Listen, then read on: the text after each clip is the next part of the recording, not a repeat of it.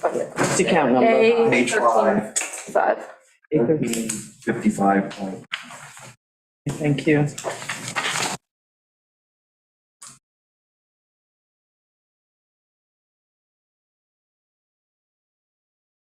All right. Okay, Judith, do you want to walk? Sure, yeah. So, I had initially proposed 5% for all, employees within the office, because we were really trying to get this reval done this year and putting in the extra effort to try to get as much of this accurate and correct as possible, to meet our deadlines, this winter. And I see that, a 4% was proposed for, Pat, and then 3% was proposed for Blanca and me. So I'm just curious as to what the rationale was behind the 4 and then the 3. Should have been 3 across the board. I think Pat's was Mathematical Kind error. of odd because of the shift in hours. Okay. Medical, maybe. Since she's not. I mean, it should be 3 across the board. Yeah. Are you saying that she costs the town less because her benefit? She's not collecting, yeah. You're right. She doesn't have insurance anymore through the town, she has Medicare. Now, that was, Oh, no, she's secondary. She's, Oh, yeah. She's on the town as a secondary insurer. So it's less, the premium's less, Yeah. but yes. That's a good rationale. Okay. That was my thought. so how about the part-time? You put it in, I took it out. Yes, I had put that in there because it has been quite difficult to find a full-time employee at this point, and we have a lot of work to do. We've received over 1,100 property data cards that people had sent back. So there's a lot of paperwork that needs to be done. There's a lot of field work that needs to be done because we've had several requests for people for us to come do inspections, and I can't be in 2 places at once. Right. How are we doing with the interviews for the position? We've interviewed several candidates, and we are just waiting to finish up our testing, and then we will make our selection. And that would be for a full-timer. Full timer, yes. And to keep in mind too that, Pat will be retiring at some point, and I'd like to have somebody be able to work with her a little bit before she does retire, because she is a wealth of knowledge that, we need to take advantage of while she is still here, Right. so. So Judith's looking, first of all, it sounds to me it's an immediate need because of the reval. Yes. And it's more than just the revals that we used to do, because we dropped it for a couple of years. Absolutely, So it's bodies, hours needed. yes, It's basically a tripling of the grievance period absolutely, alone, never mind the data input you've got to do now based on the return of the cards. So there's that, but you're also looking ahead because theoretically your full-time hire is going to be Pat in some time period. And then if you have a part-timer that is already in there absorbing, you're not left in a place of shortage again. exactly, yes. I understand. That's the plan, that is the plan. Yeah. Because we need help, and we can't function under an office of three employees. It's just not Yeah. happening. Yeah. Things are not getting done that they should be getting done. We're still meeting deadlines, but there's a couple of things like taking the pictures of the sales. We haven't done that in a while. Yeah. So we need to get back in the groove of making sure everything is done in a timely fashion. Yeah. So that's why I was really hoping to get another part-time in there this upcoming year. Yeah. So, Okay. and then the only other thing that I wanted to bring up too was for the support contracts. I do know that our copier contract is going to go up, which is why I had asked for a bit more money. Mm-hmm. But I don't know what that number is yet, and we haven't been told. So, Well, that's the machine that Kevin has plans for, right? It's, yes, machines coming to me. Yeah. Yeah, I think it comes at the end of the It year, does, right? yes. Yeah. Yes, it does. We're waiting for our Xerox copier invoice and for our database invoice. Both come in like November. I would, it's not a big savings, but depending on how the discussion about the part-timer winds up, or, you know, where we fall as a board, I would think that you could maybe then, we could take out summer intern. That's what I was gonna ask. Yeah.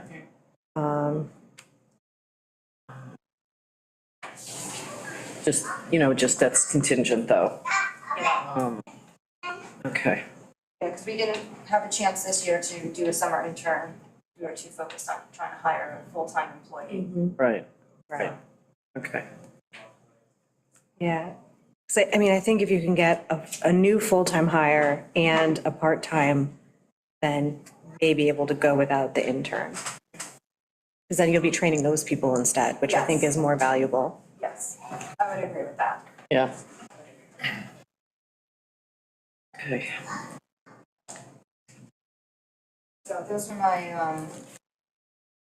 only things. great. So then if, going back to the salaries though, if that was the 4% and then the other two were 3%, are they all going to go down to 3%? It should all be 3%. That's what we're looking at across the town. Right now, the budget, this presented budget is more than 11%. Yeah. You know, drops right to your bottom line and mine personally. Yeah. You know, so we have to do something. So that's why 3% is the tentative across the board. So Pat's will go down a little bit here. If Judith is right, that you calculated 4%. Yes, we'll have Shelley double check. Yeah. And between that tiny bit of savings and the 5,000 summer intern, we're not there yet, but we're close to a part-time. Because I would like to mention too, that we have 2 additional mailings that need to be done. We've sent out over 130 enhanced and senior letters from 2 weeks ago. There's been over 330 arm length sales in the past 3 years, and many, or not many, but half at least still need pictures taken out. And then the last thing is too, that the building department has added more employees in the last couple of years to keep up, and we really need to be on par with them, because if they have that much going on, You it do. all directly affects us. There's been 38 new construction homes in the last couple of years. Yeah. We need to really capture those in our assessment, which then translates to the tax roll. Right. So it's important that we stay on top of those things. Yep. All right, Thanks. thank you. Thank you.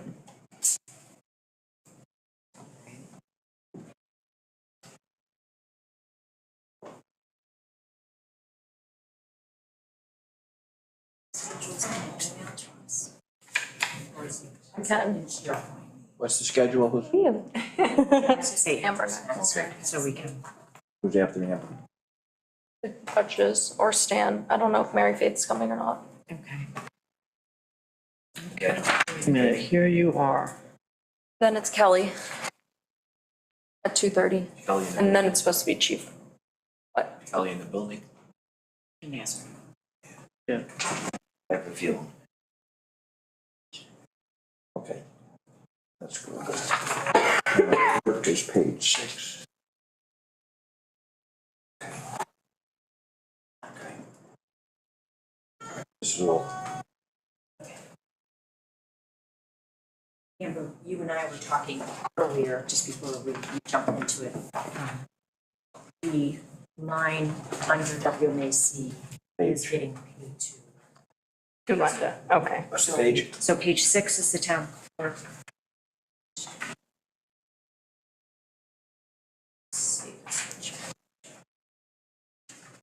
So that 6 is incorporated with the salary So on top. Two together and that's what base. Base salary, okay.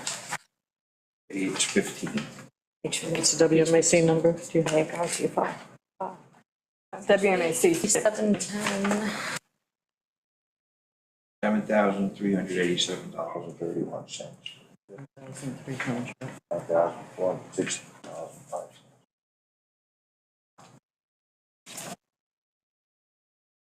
Yes, just to refresh, because Amber and I was looking at this this morning, we weren't sure. Waterways, Christina has been the clerk for 2023. And Linda has been getting part of her salary because of the online mooring system work that she's been doing. Okay. Okay. Has she been doing online mooring system work?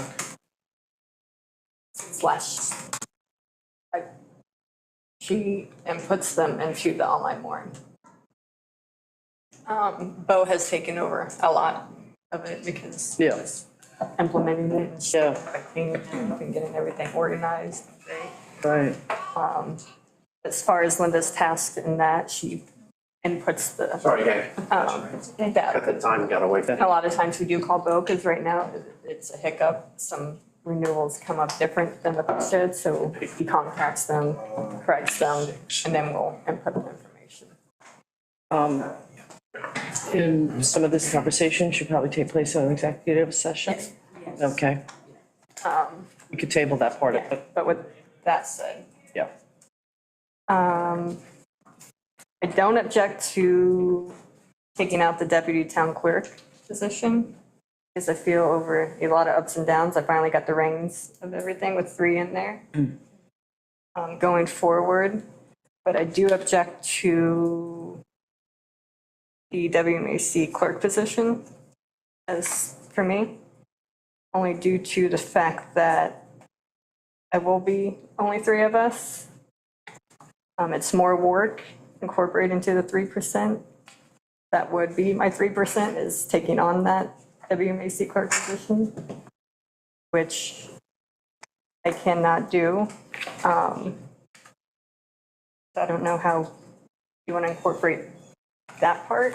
So if we took your 93,604 and did it, just multiplied it by the 93, so this year you earned 93 plus? I don't get waterways. I do not receive waterways. So we're looking to find, you're looking to say that you want the 93 that you got this year plus the 3% Correct. for you? For me. Full stop, okay. So the 86,949 would go to 96,411.14. Got it.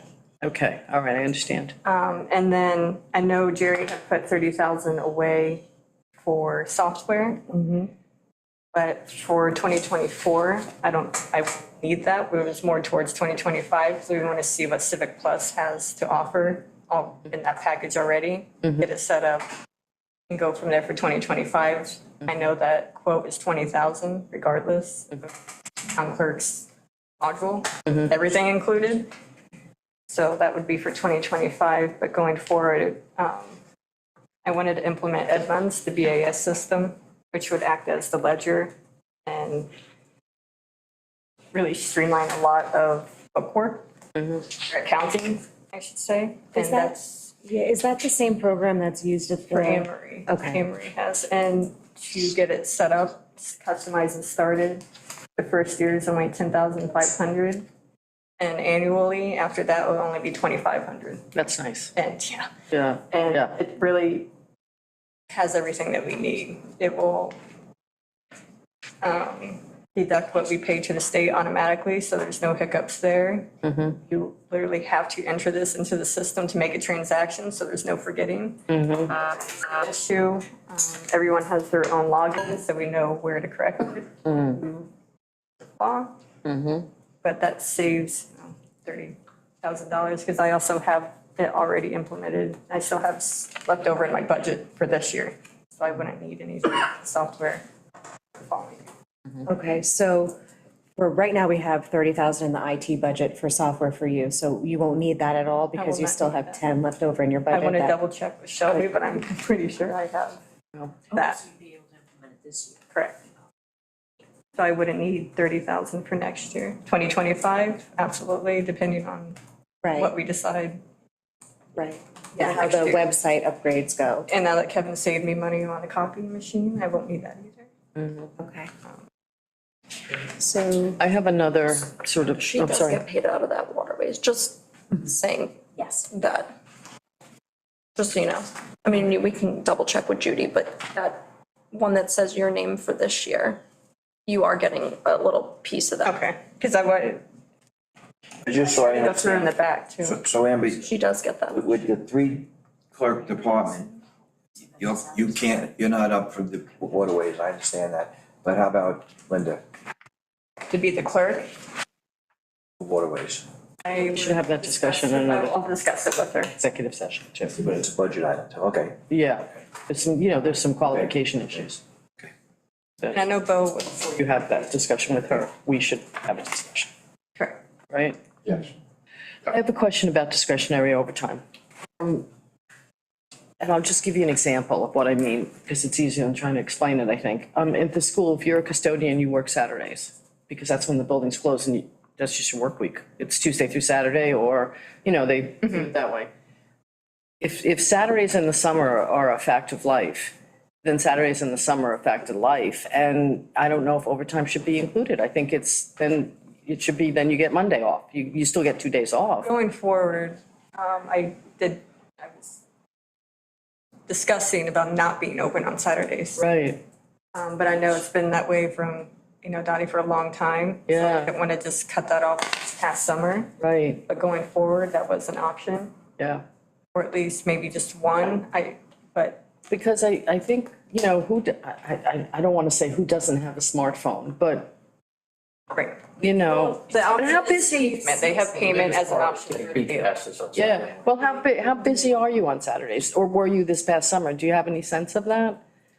Of how I many, would say too busy, but you have the pavement option is my right, thing. And if you're coming on this date to stay and you need a beach permit, yeah, call us. yeah, Take payment over the phone. You can let us know ahead of time. Many times we've mailed them out to their private residence, so they have it when they come out. right, It's just making them aware for next summer, so no one has an issue. yeah, And then it saves overtime. It's, I know, Yeah, because I would think that anyone, getting a day pass. Yeah. Can just go online and do it. Right. It would probably be for people who are getting weekly, monthly, or seasonal passes. and which a lot of people do prior to, because they come out every year or something like that. and we can't, okay, so, is there any way to set up the system so you could get your weekly pass online or monthly? Or do they have to prove You something? have to prove Okay, information, which I know Southhold does, that you send in all the information, but you still have to verify. You still have to go in. Right. make sure everything matches, take the payment. yeah, Working on that. right, That would right, be like a 2025. Yeah, Civic right. Plus did have that option as well, but yeah, yeah. Maybe for next year, we can look at the calendar and say, is the month starting, the first on a Saturday or a Sunday, that's a Saturday be open, whereas if it just limit it, yeah. yeah, right, So people coming in with a lease would be able to get it. yes. The only thing I would So say, the month is the, PJ, the only thing I'd say with the overtime is, we are cutting a position.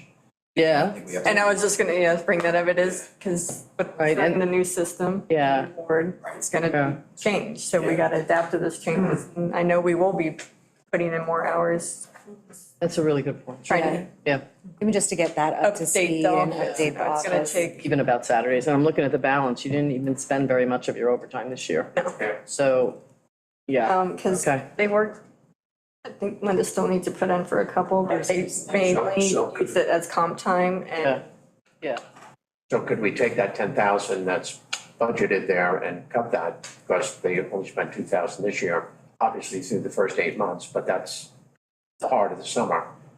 Be cut back to 4,000 or 5,000 and just, half of that. but the point being, though, that we're cutting a whole position. She's getting a new software, and we're gonna have some sort of new people, we don't know what here, I know we'll be putting in more hours, yeah. Let's for get good reasons. that implemented. Yeah. Right, I don't, Right. 10,000, no, you can definitely Why don't we make it deduct 6? it, 75? Why don't we make it 6? maybe not That's 3 times what, all of Yeah, it. but if we don't, we just don't know. overtime that hasn't been submitted yet. okay. Right, so we don't know What the total is, and that's a whole nother. Yeah, that actually is a prerequisite, I think that overtime needs to be submitted in a more timely manner. Yeah, Going forward. we had that discussion. Coming up with policy and the department head meeting on that. Oh, good, good, Yeah. good, good, Because you have to change your common practice. okay. So when she submits that, then we'll know the real number. Yeah, Right, she could do that Based off of quickly, yeah, that'd be good. okay. We'll take a look at that over time. Okay. Since we're not making decisions today, Yeah. we'll revisit it by the time we go line by line again. So far, you've saved us a little bit of money, thank you. Like saving money. This process is, Other than that, Now, have you factored in the 2,500, if you can do the 10,500 software implementation this year, have you factored in the additional $2,500 cost into next year? I did not, but I still, maybe that's all I would ask for software, would be the 2,500, From So IT? That would go into offices. not the 30. Well, we put that, the contract would be under your office numbers. The office and miscellaneous would be 2,500, Yeah, we have to add that. 8,500.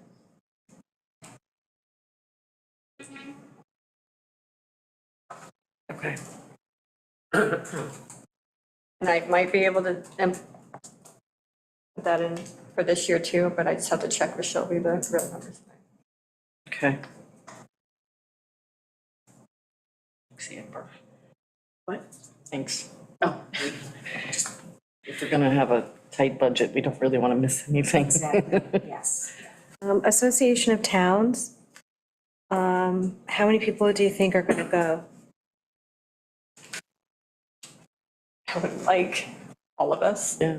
Yeah. Because, but then we would have to either close the office for those 2 days or class schedule. It really depends what vendors are there. I think two of you, Classes, they haven't issued that yet, yeah, but Rob absolutely wants to go.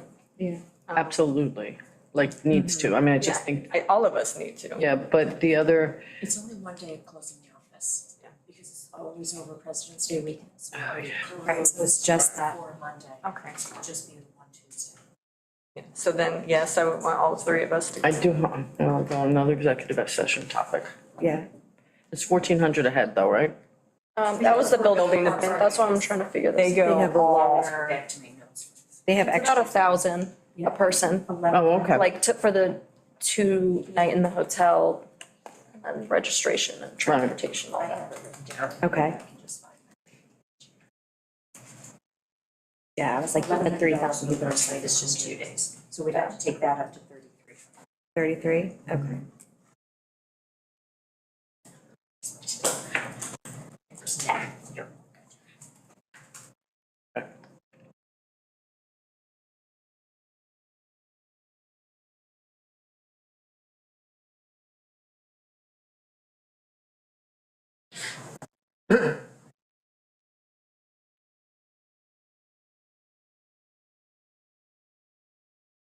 records repair only. Yeah. That was all of my, Well, I mean, the records repair line you may need to help with implementation of your software stuff. Yeah.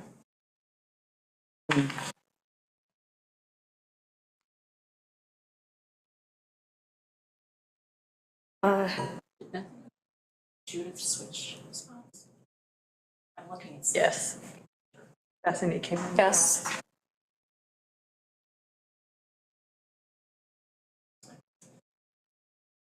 and Judy, so Stan and Kelly, so just come whenever they can.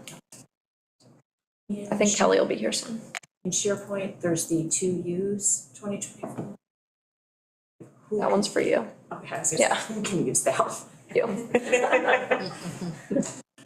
Just making sure I have permission before I start playing with it. Okay.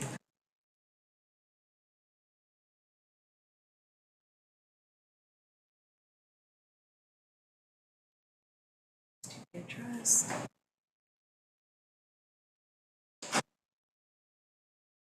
Julie, can you Yes. resend the schedule for the rest of the budget meetings? I sent it to you and Jerry just now. Oh, you did, okay. Yeah, I can send it to everyone if you want. Yes, please. Sure. Who else we have today? You have Stan, Kelly, and Chief Reed's supposed to come, if you guys still want him to. I think we'll be able to make it. Yeah, I think so. It'll be fine. I kept it quick. Yeah. Okay. Just highlighting all my lines and changes.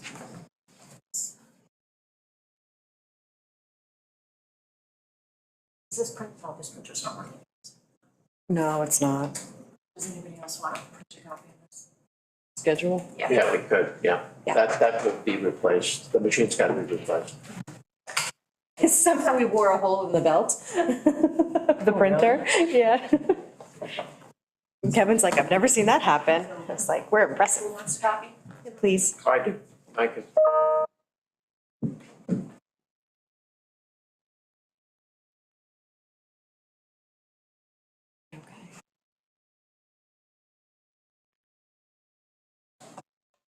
Christina, just out of curiosity, tomorrow night at 6 o'clock, is the room available?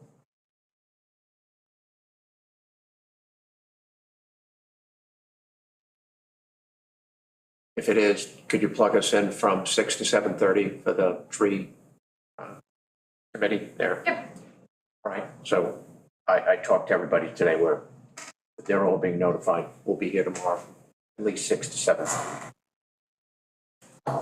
Another thing, Christina, to add to your plate is, we are hoping for a quick turnaround on the contract that we preliminarily reviewed this morning. I remember last year. Yes, they were excited.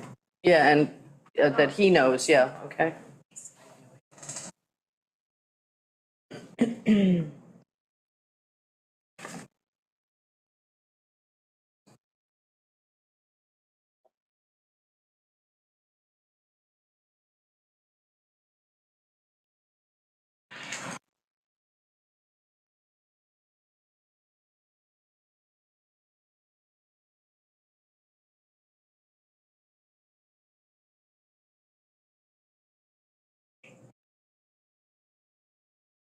It's 2,500. Then the other program you're looking at kind of piggybacks on the website that we're upgrading to. Yeah, it's good to let that run for a year and get all the glitches out before we go and add to it. Like I was telling you, with this new board, they're gonna, Is Bethany coming? it's done after that, so why No, who's coming? $20,000? Kelly. Stan. May not work, yeah. May not work for what we're doing. Shelby, just out of curiosity, we've been keeping a running tab on here. We still around the same number? I haven't put any, yeah, I gotta fix my sheet so that it's not the supervisor column. Okay. It's reflected on that cover page, that it's like your guys' column. You can take 30,000 off. Then we take the hydrologist. That's a quarter of 1%. It's 2.5 of 1%. Right. There's my IT budget. Actually, not even, it's a fifth. Yeah. Stand corrected. 0.2. There's IT.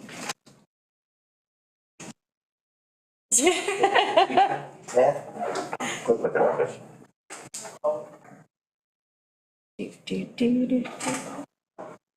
Say contract. No. So the quote they gave me was Yeah, like, that's good. Tell geometry. Yeah. In ninth grade, they repeated the whole thing. Like 92 in geometry is my, I had to take the same class, repeated the whole damn thing. Wow, waste. Everybody had you. Yeah, well, of course, everybody failed that. I did well in geometry and took it the next year and aced it. I didn't Who's aced it, but I was a year behind everybody. I love That geometry. was- I don't know how that happened. You were ahead of it. Just fixing puzzles. You know, Geometry's I've lost a year having to repeat geometry. Oh, I see what you're saying. Yeah. So, you know. While we're waiting for Stanley, I'm just going to go witness something next door because they're short.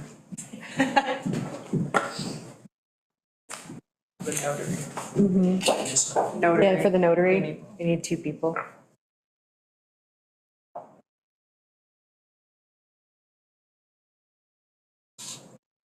Oh, I was like, did I miss a meeting this morning? It's Friday. Good gracious.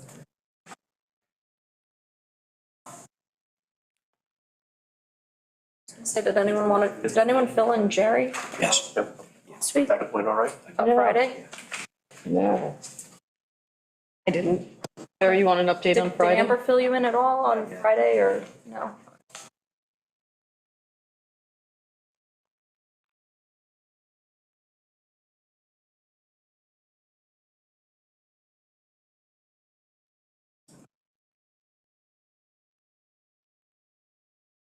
She wanted to increase.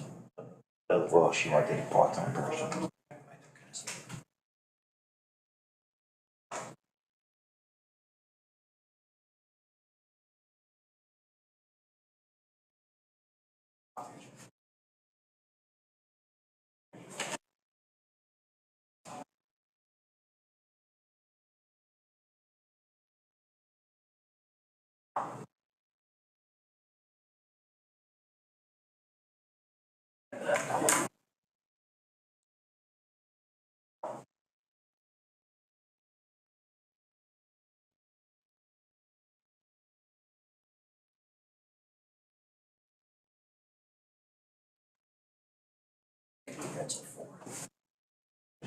If we're gonna be here till 4. Be hangry during budgets. I don't wanna be hungry. Hangry and budgets, never a good combo.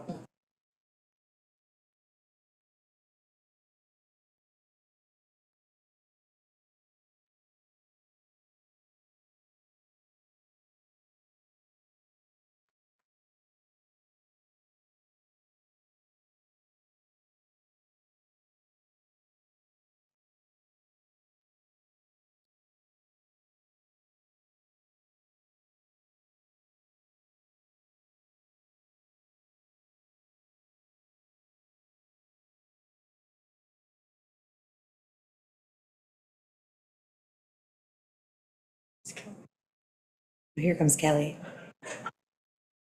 Excellent.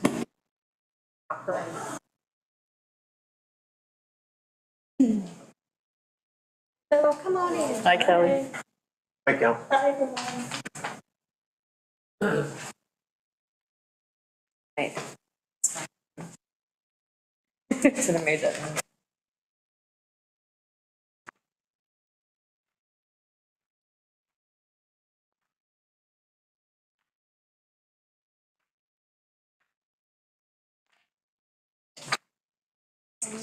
About your budget sheets. Yeah. You're running around. Page 16. Organized Okay. Perfect. If I can print it out from here. 7:72. Okay. All right.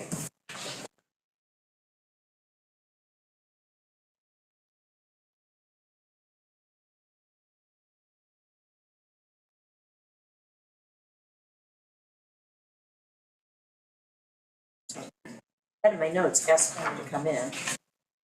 But then I didn't write more questions. The proposal, department head proposed 30 hours. This is, we're in the. Are you in nutrition, right? nutrition? Yes, yeah. Nutrition, 30, supervisor position, 30 hours at $30. Part-time clerk up to 15 hours, increase maintenance to $9,000. I propose we combine the, program supervisor and the part-time clerk salaries. Not combine the total, but increase it to make it a reasonable offer. And eliminate the part-time clerk position. So Kel, do you have a copy of the budget? Somebody's got to do one. So does that make the supervisor a 40-hour No. or 35? 30? It's 30, and I think the website said 35. I was gonna talk to Coco about that. Right on the listing, it said 35, and I know we discussed 30. Yeah. Okay. Should we do away with the 30s entirely? And just have it be 35 or 50? I mean, a benefits package is expensive for the town to load. Okay.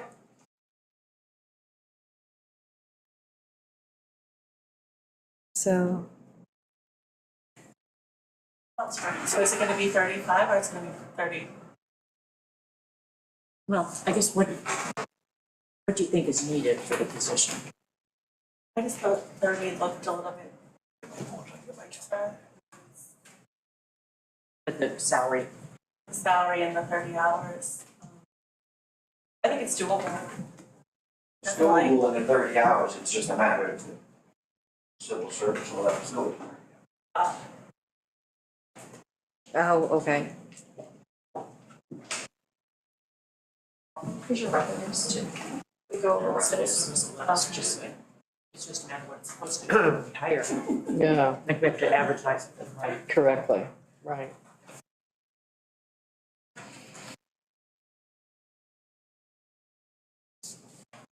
What are your feelings about the elimination of the part-time clerk and combining that into yours and going from 30 to 35 hours? I just was wondering what I you mean, if we think. get a good person, then it's fine. It's just, I have a great remote worker. She's excellent.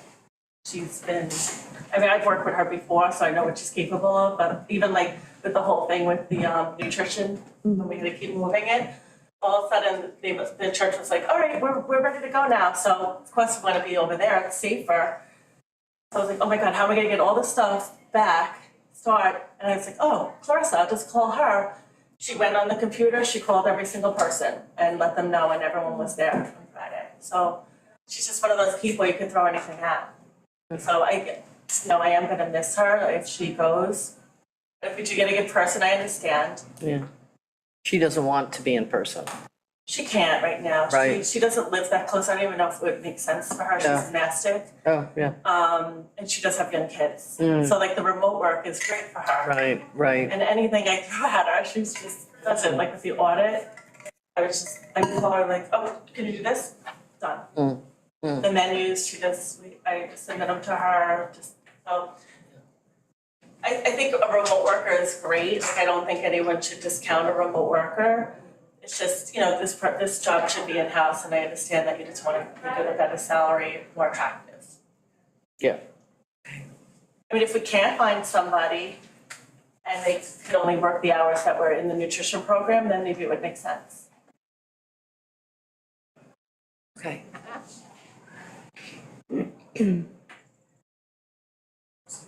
You checking on the civil service question? 30 hours is fine.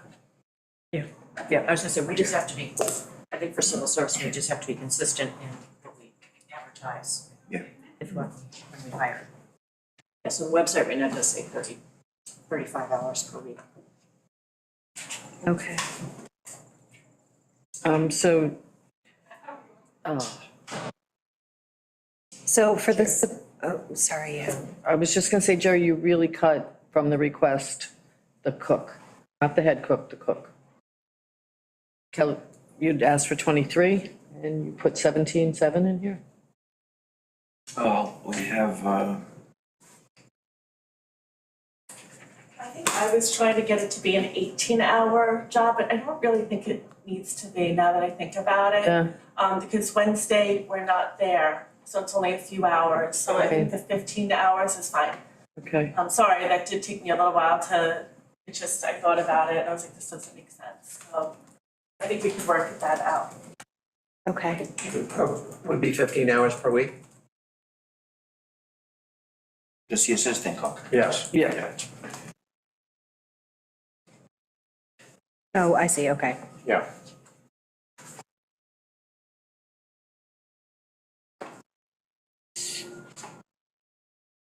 so it's gonna be 2 people? Oh, no, okay, I get it now, sorry. It'll be the head cook, the cook, and then it would be the, what do we call it, nutrition site manager or nutrition center manager. Right, so this part-time cook assistant, That's if one of them is absent, you need to fill in.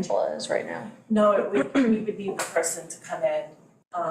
We would also need that too, if someone is absent, either one of the cook or the assistant, it would be nice to have. Yeah, that's a substitute, like a substitute teacher. Right, it would be nice to have a substitute. Yeah, so we have, that's the, Do we have that? Yeah. that's, part-time assistant. so let's call it, yeah, I'm just gonna change it here so I remember, substitute. And I know nobody likes this, but also the program supervisor should get their food manager certificate and be able to step in maybe. Oh, yeah, I have mine. Yeah. it's required now by the Oh, really? county, Yeah. so they would have to do it. I did a remote. Okay. That's good to know. All right, and then the other question I had looking at it was the supplies, rent, office, miscellaneous. You had 29,000 budgeted, and Jerry, you put 24,600? Yeah, I kept it at what it was. Okay. Oh, I see, okay. So it's lower? Okay. Not Well, you, you proposed, but I kept it. same as this year. It would be the same as But I think the church or someone said they were gonna raise. Yeah, the raise rent it goes by 200. The other thing is that for the first 8 months, we're at 20,500. So that's on a trajectory to go to 31,000.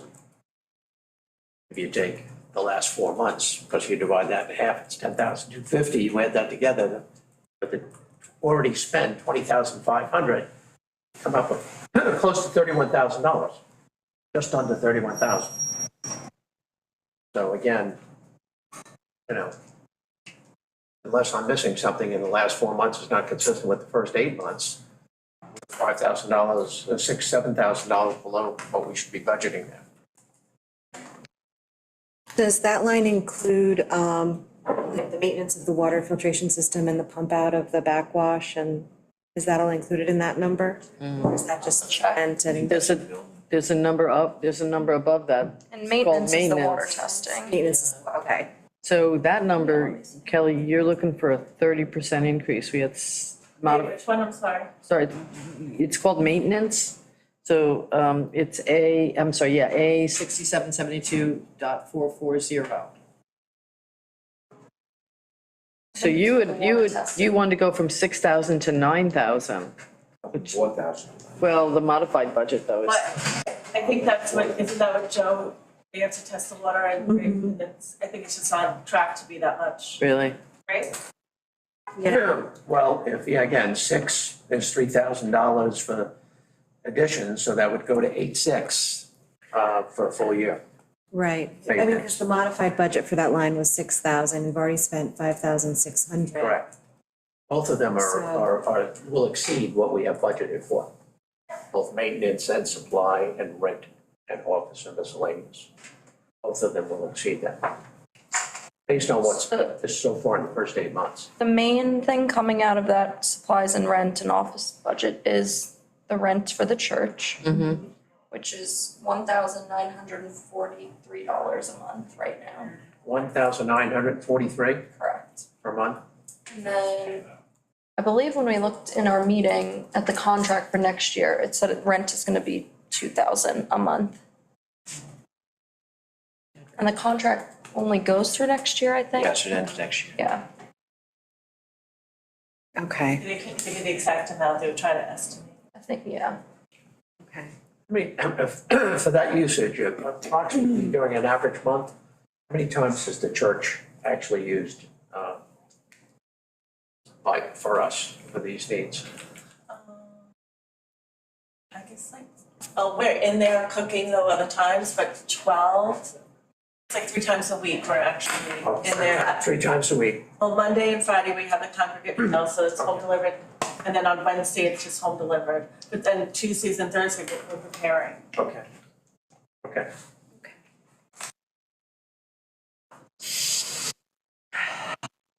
we thought you were crazy coming in with 11.9. Oh, man. Unfortunately, we do. Wow. Let's see, what else are we looking at? What's the water testing is with the water testing? So based on what you see in front of you, though, those are numbers that you can't cheat on. Yeah. You can, but you'll pay. But still have to pay them, so you'll just have a poorly executed budget in the end. Sure. If it doesn't meet the need. You gotta fix those 2 numbers to reflect actually what's gonna be spent. So if the rent goes up, it's 24,000. So what's left is supplies and office and miscellaneous. And so, Kelly's ask is probably close to what's needed. Yeah.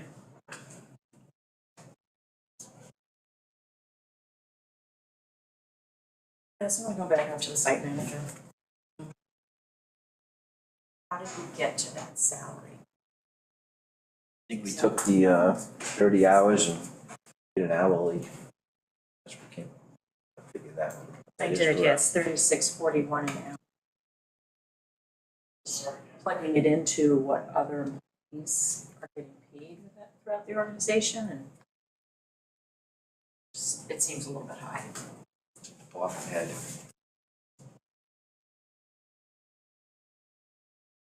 I mean, we've, I was gonna say, you've yeah, seen I was our gonna say, hiring I know. process, we've had Oh, I trouble know, getting I know, anybody, just, I mean, you know. I just when comparing to existing employees. There's an unfairness. People wanna quit and then apply for a new position. Their rates. I'd like to, if possible, keep that at 35 hours, I'm not posted at 30, With the same salary? yeah, Where's that come to? 31.21 an hour. And to BJ's point about the benefits package.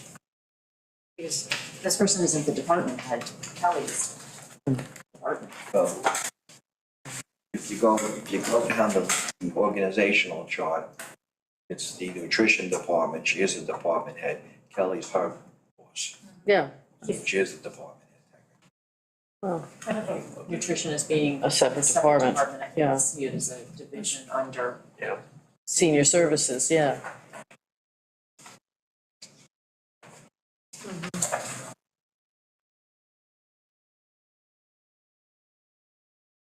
I'm trying to do more with the same money.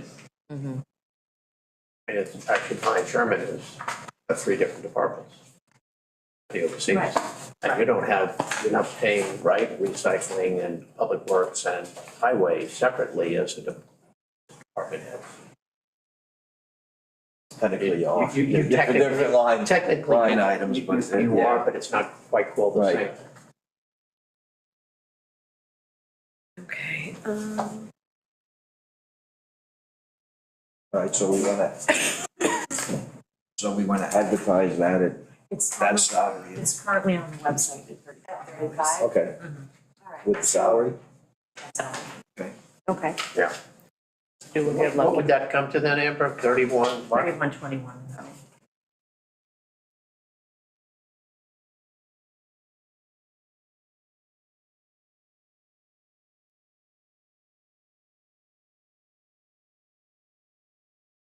The next.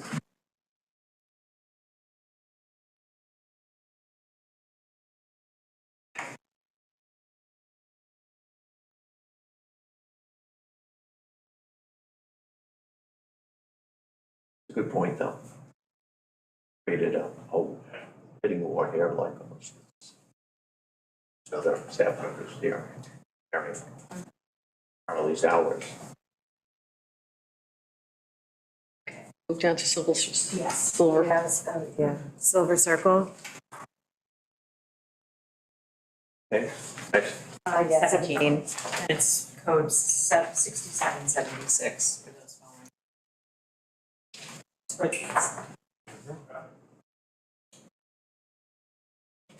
So, Silver Circle, we're moving, the drivers and fuel to the senior center line. And we're adding the cook salary to the meals and snacks here, taking the cook salary out, but putting it in the meals and snacks line.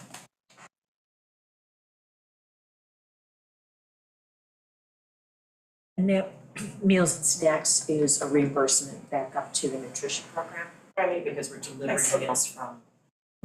Right. okay, So it's an internal move. Right, it's not to, Yeah, we'll get that covered. okay. That's, it's an accounting item, actual. okay. So then I don't really have any questions on that one. Senior center, Yep. here we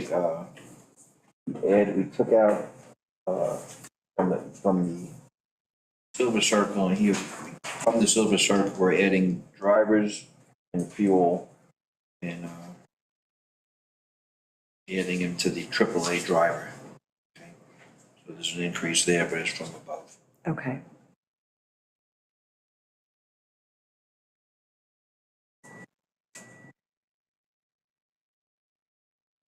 Oh, are you 35 or 40? What, are you 35 or 40 hours a week?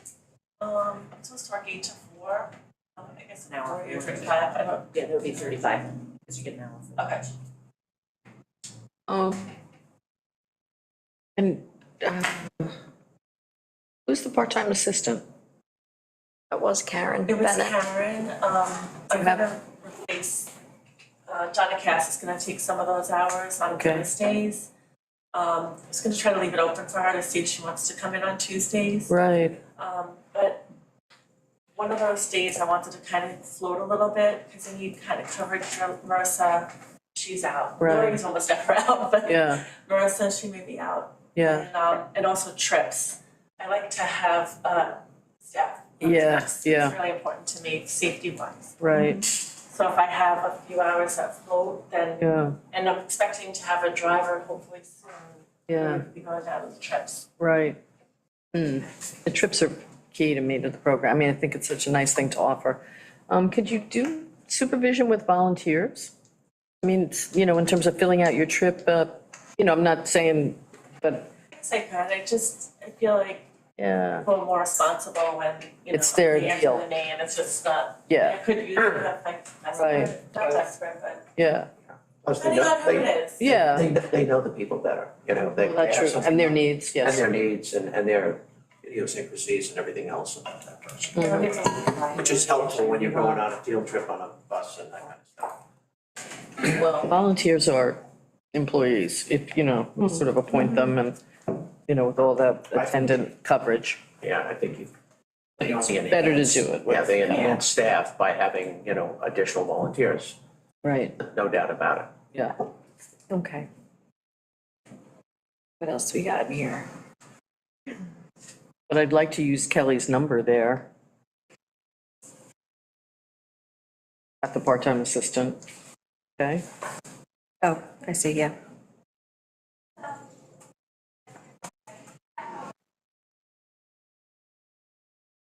On 25,214? Uh-huh.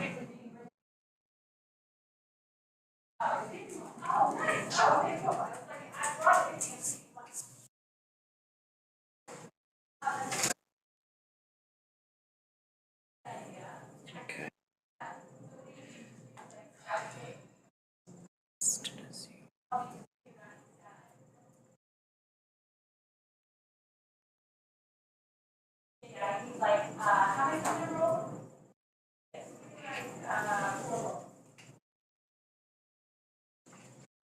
No, again, the maintenance line, you've already, you know, we budgeted 7,000, you've already spent almost, Stephen fires 7,000, you only got $240 left.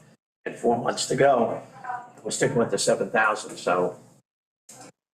What can we? I think that's water testing as well. Yeah, it's water testing, your security system, pest control.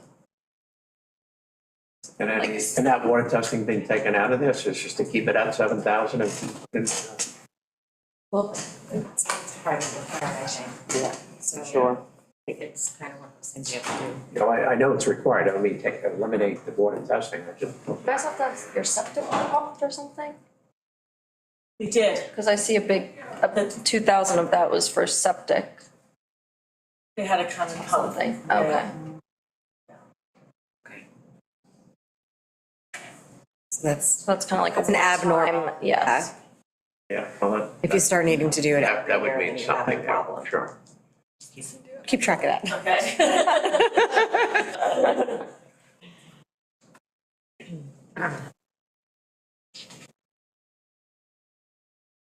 Other than that, I don't really see. So the assistant's the only thing we're changing it. So, Down to Senior Shopping Assistance Program. This is a new program, this is county funded. The First Line Program Coordinator, Kelly and Marissa are gonna come in and give us a presentation at a work session. This is, the the stipend for the coordinator, it's very similar to the residential repair that Judy and Barbara share. Marissa would get this to run the program. And everything else is self-explanatory, two drivers, fuel maintenance, mileage, and ferriage. And again, that's all county funded.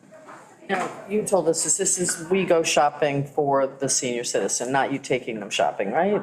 Yeah, we just pick up their order. Yeah, okay. Some person would like fix their order, or if they need help, or they just tell us their order number when Right. Gene Woods goes out and grabs it. Okay. The entire 41,000 is covered through the county. Yes. Corresponding revenue line, Yes. 41,000. Right, Okay. okay. Anything else, Cal? No, I don't think so. I think there is something with driving though, drivers, Yeah, I was just gonna say that to you, Amber. We had in our notes to add to senior center revenue about the federal transportation grant. Should we be adding that in here into, I think that'd be helpful, because like, so many rides. it's not in yet, but I don't know. Yes, Did we apply for it, or did we get it? We got it. I think we have to Just the submit. 20,000? It was like 70,000. right, yeah, it was a Over 2 big. years? I'm not sure. We have to ask Barbara. Yeah, She, confusing the two, so I'm not sure, but yeah, let's check with Barbara and let's, if we can put that in. yeah, and then add it to the revenue side too.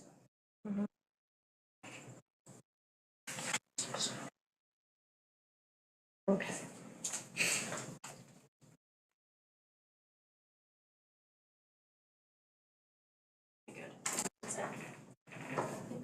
I think so. Thank you, Kelly. Thank you so much. Because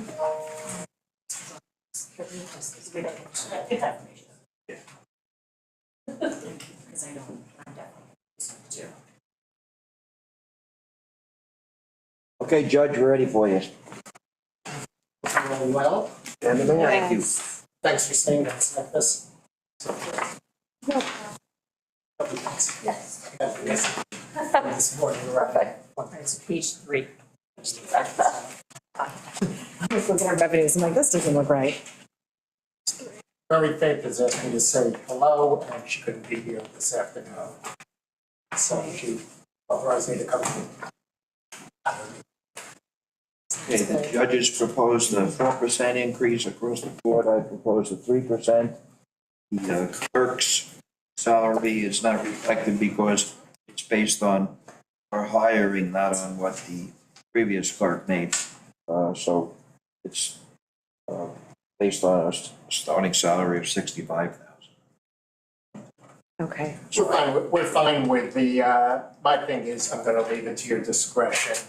I think I'd be remiss, if I were to say, no, we should be making less. I know we put in overtime, and when I say overtime, which we don't ask for, but we never know with the court system what we're gonna have to enter into computers after a court date. We have all sorts of restraints and restrictions put upon us. Whatever we have to do, we work. So I think there's a discrepancy of $300. I'll leave it to your wisdom. Say no more, but. Which line has a discrepancy of 300? Mine's one, Oh, I see, yes, the salaries, oh, okay, gotcha, I gotcha. think we do more than enough work, and we never know, one of the problems we have, and I think, Jerry, I think you know, when you've sat in on meetings, we're really under, the guidance of the court system, and we're very little, we're a separate executive, legislative, and judicial branch. So we're really also answerable to Albany and the Office of Court Administration. And we try to do the best we can with that. We try to be respectful to everybody and take into account the needs of the town. I think the town knows that. Okay. So that'll be the first 3 lines.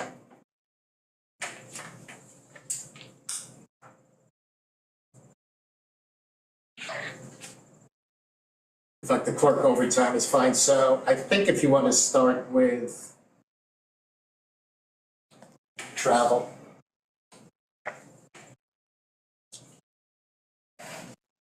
So, Stan, what does that entail, travel? Travel entails, Mary Faith, Travel entails going to, we're required by the Office of Justice Court Support to take 12 credits CLE a year. I take as many as I can take besides 12, whatever they offer, I take. I try to do everything online, but they've always had programs, the way they have programs in Saratoga, for Bolton Landing, New York City. I won't go if I'm on for a month. I won't leave the town in the mornings. I feel I owe it to the town to be here and be on call. If Mary Faith wants to go, it involves travel. It might or might not, I don't have an intelligent answer for you. She's also with drug court.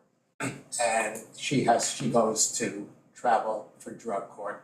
So that's what travel involves. Mary Faith said she thought we needed another $1,000 just in case we need to use it. I've been here 3 years, I've never gone to a program, not running up a bill. I know Helen, my predecessor, Helen always went to New York City, Mary Faith always went. The drug courts in Riverhead, is that what? Drug court is in Southampton. Oh, it's in Southampton, okay. Southampton, but they have one program they had in Nashville, I believe, and they had another program somewhere else. I don't know who picks up on that. But I know with the travel, with the programs, I know Helen always went, and I know all the other judges went. I don't want to run up a bill on the town, but I mean, it's obviously better to go in person, communicate with your around the state and see what's going on. I think I have a pretty good grasp of it, but. A couple things, Dan. Sure. For me, security-wise, how do the judges feel about the changes in security overall? I just want to know. Yes, but again, Jim. Security, your security inside the courtroom. How do you feel about the measures the town has taken? I saw some, as a police First, officer. I want to thank you for even bringing that up, for broaching that. Yeah. Because 2 years, I came on in 2021, and honestly, for those who don't know me, I know Dad and PJ, I don't know you that well. I've been a member of the court system for 50 years, in courts all over. We were one of 2 or 3 courts without a magnometer. We put in for a magnometer for a grant through Office of Court Administration, Judge Cohowen. They turned us down. They said, if it's not going to be inside the courthouse, we can't give it to you. So we came back to the town. We didn't get it. It was $15,000. We ended up with what we have. It's fine. Okay. It's outside, it's fine. I will tell you that subsequent centralized federal court, 2022, I believe, in August, one of the judges on the 8th floor, Gary Brown, magistrate, who's now a judge, was attacked. Somebody tried to break into his chambers and go after him on the elevators. There was a case in New Jersey where a judge, Esther Salas, I think her son was killed. So I take that very seriously. I don't take that lightly. I don't worry about me, I worry about my staff and everybody else. They take it lightly, but they shouldn't. So I take security. Police department is right next door, and then we have a police officer on the stairs, going in, which is. Well, I'll tell you, I like to say I have no life. And what I mean by that is all I do is I read the Law Journal. Yeah. It's 5 days a week and every day, an hour at least a day. And today's Law Journal, they just 250 court officers in Westchester, New York, metropolitan area, Rockland, Putnam, Nassau and Suffolk, were hired. 250 officers, 17 weeks of training. 17 weeks of training. Okay. What do we have for training? That's all I'm gonna say. Okay. Almost nothing. My second question, caseload coming in. I know you talked to Mary Faith about this. What does it look like? Are we pretty much status quo, or are we up, are we down in terms of the number of cases that we hear on an average week? Is it more during the summer? Is it, could you give us a? Jerry, I know you had a different view, I think, than what I anticipated. I think y'all, and I say this out of respect, no disrespect, I think a lot of people think the court system is parking tickets and fines. This particular town, when you just see 30-something people arrested over 3 towns, fentanyl, cocaine, everything else. It's monstrous, the drug problem. I know because I was a defense attorney all these years. It's there, it exists, and I think our police staff does a phenomenal job. I think they're on top of it, but it takes a long time. So the drugs, you saw 5 or 6 deaths last year. So it's something that needs to be taken very seriously. So in that regard, that doesn't go down too much. But overall, there's more, I think the police department are doing a fabulous job. They're pretty much under control. There's only, 1 or 2 unsolved cases. I think they work hard, they're diligent, and they're professional. But at the same time, they're up to date. But there's a lot going on behind the scenes. Any comment about the enforcement measures on Shelter Island that you've seen a little bit more that actually have materialized or been successfully prosecuted, or in your just short 3 years that or 2 years, 2.5 years you've been on? Neutral, right down the middle, so I think everybody gives 100%. And everybody's treated with respect, and I think that's important. I think everybody takes their job seriously, and everybody does a good job. So I'll say that, and I think they're doing a wonderful job. But in the summer, you have parking tickets, you have beach permits, so you're getting revenue. I think you can't set salaries and everything else by what we bring in technically. But I think at one point I saw we only had, I'm gonna say beginning of July, $7,000 collected on my end of it for the whole year, and then suddenly 15,000 came in revenue in August. So I've almost reached, I'm gonna more than reach my goal of what was allocated to me budget-wise. So in the summer, the monies are coming in. I have a question about budget. So the interpreter line, is that a contract? Or is it an hourly depending on need? How do we? I wanted to comment about the bottom 6, but 2 that I want to comment on are interpreter, which is, in our case, Manny. And it was Paola, who is no longer here. That's set by New York State, and they put in requests for more money on that. We have no control over that. You don't either. The other thing is court reporter. They just put in we were asked for an increase, and I vacillated, quite frankly. But at the same time, I found out, no, New York City Office of Court Administration in Beaver Street granted it. So those 2 lines have gone up. So you put in 11,000 for stenographer, we put in for 12. I think 12 is what we would request because of the Office of Court Administration. We don't have control over that. And the same thing with interpreter, 4,500 rather than 4,000. One thing I asked Mike. It's hourly. Thank you. Yeah. Yeah, and again, if we don't use it, if we don't use it, we're not gonna give it to them. So it's not gonna be spent, it's gonna be spent as needed. But one thing I found out today that I wasn't aware of, I know Manny hurt his ankle, for example, he was out over a month. When he's not there, we have to call language line, we have to pay. Okay. So we need a couple of dollars there, so that's why we put in the extra increase.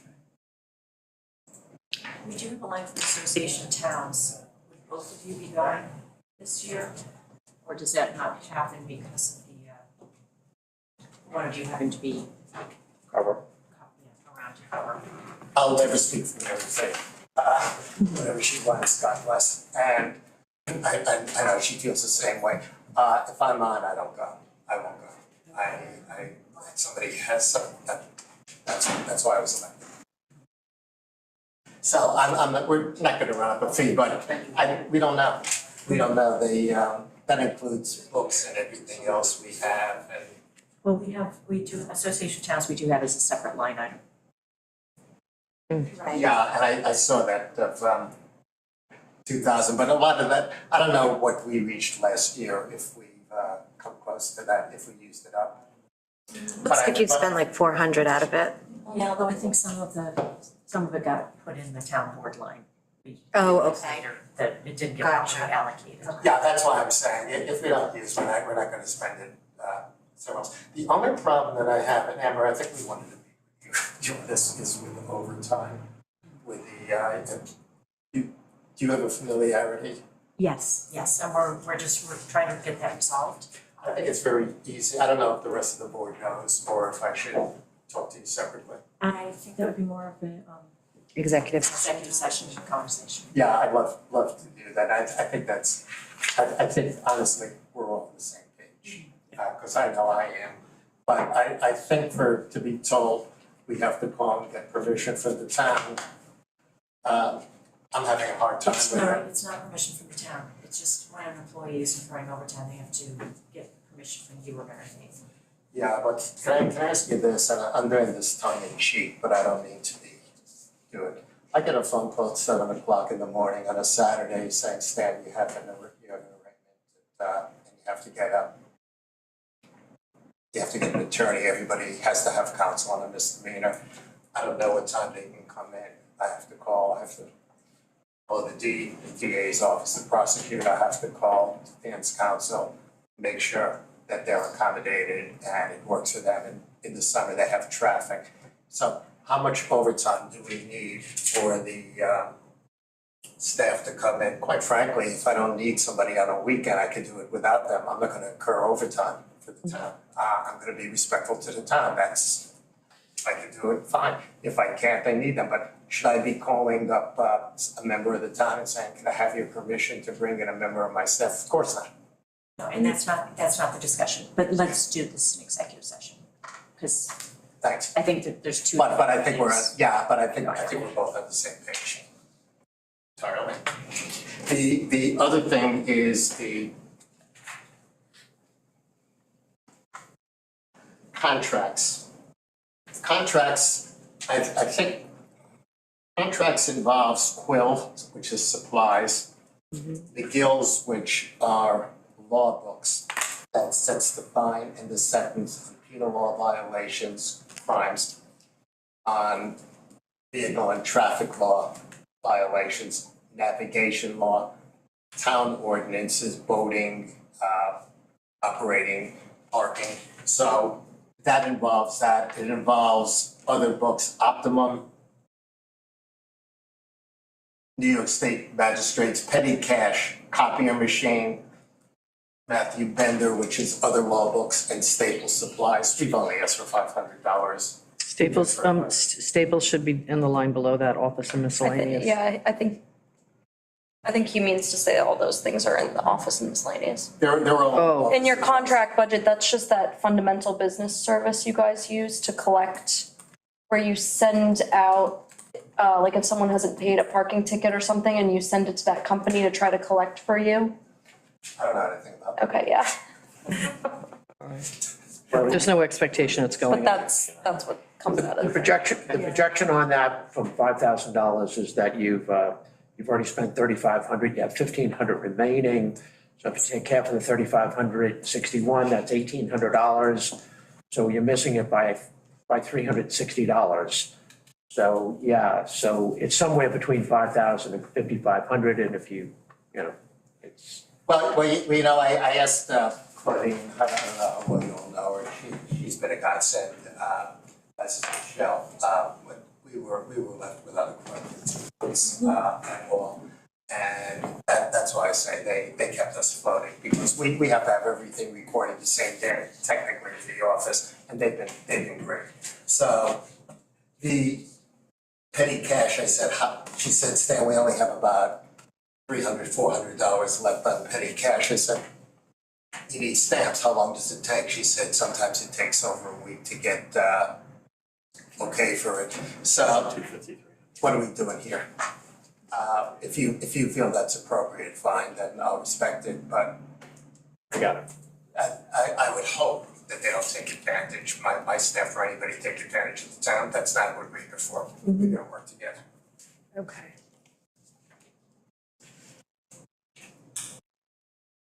Right, so that's why you want the extra 500 for the office and miscellaneous, cover Yeah, that. and you know, I don't know, we had problems with the computer twice in the last 3 months, last 3 months. We don't know if they're gonna increase, what they increase their fees on it. I don't pay attention, but staff does, and whatever they charge, they charge. Okay.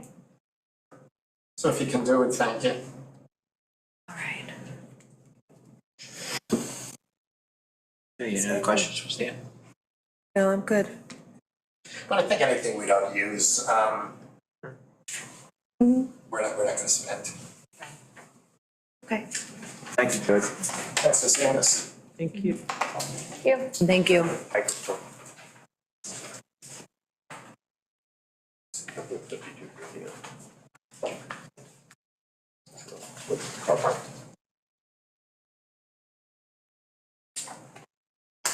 Do we want Judy to ask Chief to come over? He's online, Oh, okay. he's on Zoom. Oh, he's not coming in? Are you coming in, Jim, or just doing? Yeah, I can come when you're ready for me. Just give me a few minutes and I'll walk over. We're ready. I don't know if you had somebody next. No. Uh, Yeah, Yeah, you're up, Jim. Kelly got, Oh, okay. because Bethany was last week. Yeah, come on over. So 5250 you're putting in? Yeah, that's right. Are you gonna want Bethany to come back, talk about like Waterman program or anything, or not? Wait, Bethany doesn't wanna come? No, she already. She already came. Oh, she came? Oh. Yeah, she did. Yeah, while you were gone. Yeah. Came on Friday. Yeah. We could fill Well, you she was trying to sort Gotta out fill what it she out, wanted yeah. to do with that and what she. Yeah, that's. in. We could do that after Jim. Yeah, I feel like she'll come back and she'll come, yeah, information. She just needs to sort it out first. All right. What page are we going to? 11, Thank you. 3120. 831. Yeah, you put pickleball equipment in. Not you, I don't see any. I don't think it would be that department. Oh, okay. I thought it was gonna become a department. The pickleball department? A&R, activity, athletics and recreation.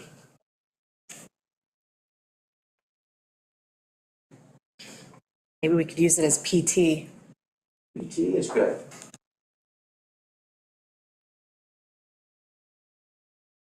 $109. All right.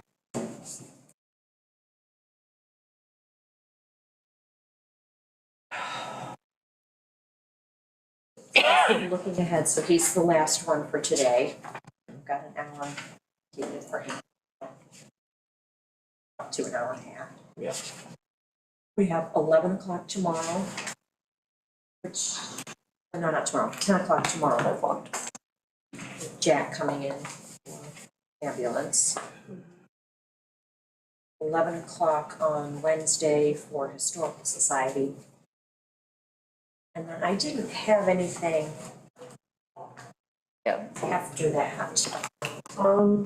We need to Schedule more meetings. We need to schedule one where we can actually sit down.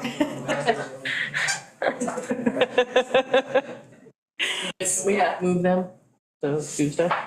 Just hold on, when go to the, I'm opening the Riverhead, we had meetings all day. For what? Well, I mean, that's what I'm trying to do. They're opening the new, town hall. Somebody asked them to come Tuesday and They couldn't. couldn't. Where's this, Jeff? Riverhead, it's like a new town hall. She's been coordinating with them, so Yeah. you want me to have her push more for Tuesday? So you're not going to Riverhead, you just, He just said no, but you can I always just hope that, yeah. rescind that. Yeah, I know. No. there's also this housing meeting, meeting Liz. It's 3 on Wednesday. Yeah. Yeah, and he's Chief Reed, how are you? 5 people. Yeah. Very good. The only thing I would say is that the audio from here, and I don't know how many people are on Zoom. Julie and Julia. You could just But it ask could be- them, because when Stan was speaking, I had a little difficulty hearing. Okay. We could move you all up. No, I'm not. We can switch His spots. voice, you just ask them. Better. Yeah, maybe speak a I'll sit little over louder. there. Did you hear, Too. did you hear the people before Stan? I didn't get on. Oh, okay. Yeah, because it's also gonna be posted on YouTube and Channel 22 presumably, so. Right, Usually Julia will tell us if they can't hear. yeah, great, yeah, so I can try to enunciate.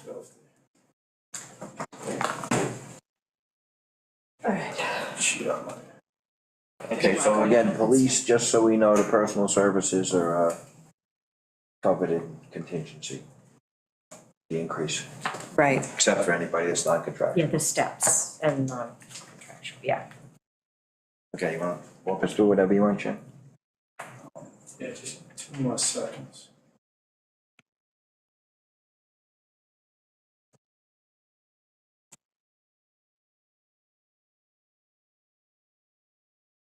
So, I mean, to open up, what I would say in general, as a broad brush on the budget is, outside of personal services, there's really no net significant changes to my budget. I have no larger asks or anything along those lines that have caused any significant change to my budget. There is, I did talk to the supervisor post presenting the budget. We are due for a TASER upgrade. Initially, that went into contractual, so I did have a $10,000 contractual bump that was in that line.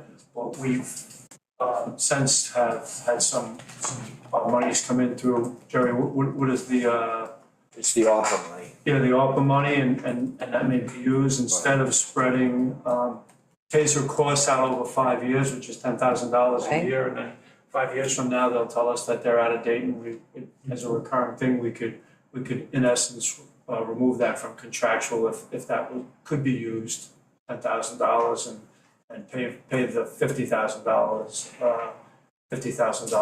upfront. But when you look at the broad brush of my budget, there are no significant changes outside of requests for personal services. Yeah, there's no major things, Jimmy, just what I have, again, some people will say they're insignificant, but trying to nickel and dime here. Equipment, you wanted to go up to 32,700, I wanted to keep it at 31,500. So it's only a $1,200 increase, but any significant. Right, so I'd go to the equipment breakdown on that subtotal sheet. That's page 32, Thank you. Right, it's your page 32. or the other tab. Thank you. So you cut 1,000 out of car equipment. Let me just answer where that other 200 came from. So, look, in my general equipment line, if I have to, I've had the flexibility with this town board, and I hope the boards in the future that that if we had a greater need in one or the other, that I'd have the ability to move that variance. Sure. To a different account. Is the car, is that a contract? Because Jerry popped that down The too. car, again, last year we budgeted 45,000, you asked for 52,000, I thought we could split the difference. But is 52 a hard number is that the state bid? So look, in our new car, we were negative $7,000. So that's the reason I went to that number. So there's a lot that goes into a car with other equipment besides the actual state bid costs. And that's where that number comes. I used a number that was an actual. Okay. And so this year we are auctioning the car. I'm hoping to get my net loss back out of that auction. So we're on municipal bid right now for that. But my comment to that is that's a pretty actual number. Gotcha. Right? The other We won't have another car to auction next year. it depends on what the town wants to do with whatever vehicle we push down. Sometimes it goes to highway? Sometimes it goes to highway, sometimes it goes to another department. With the electric cars, we were able to do that this year. So, and then it's what kind of shape is that vehicle? Is that vehicle? Something, if you do get this one sold and we decide we're gonna sell Right. a similar vehicle next year, then we can cut back on the budget. Jim, generally speaking, on the cars that you push down to other departments, approximately how old are they and approximately what the mileage? I know it varies, but This one generally has like 160,000 miles on it roughly, 168. 160-ish. And I would say 5 to 7 years old, 5 would probably be young for it. Right. With idle hours too.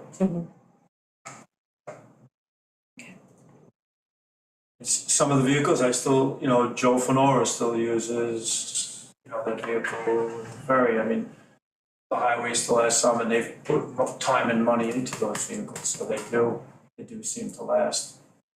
It has been a step that the town has used to offset purchasing other vehicles for the most part, is that we push down one that's less reliable for us, but another department can get by with, and maybe put some money into it to make that work. So I'm not opposed to doing either. We just can't be guaranteed the number of municipal. We'll see what happens. This is our first time in our history that we didn't push it down. So I don't have any kind of track record to go off of on that. One of the other things that I did, when I listened in on your preliminary look at the budgets, there was some talk about our telephone usage.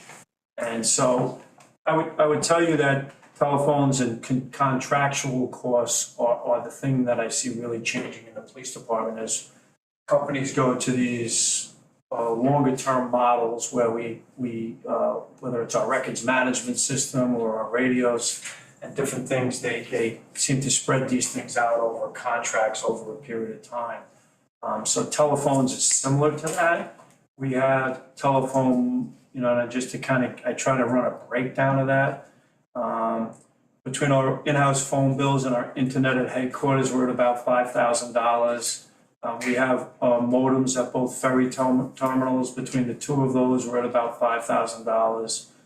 We do an annual cell phone reimbursement to our police officers, that's about $3,000. And then we have this device called Cradle Point in the car. It enables our car and our computers to talk to virtually anybody. And between that and we have 3 cell phones in each cars for our telehealth. And my cell phone reimbursement, that totals about $7,000. So the total's right in that $20,000 range.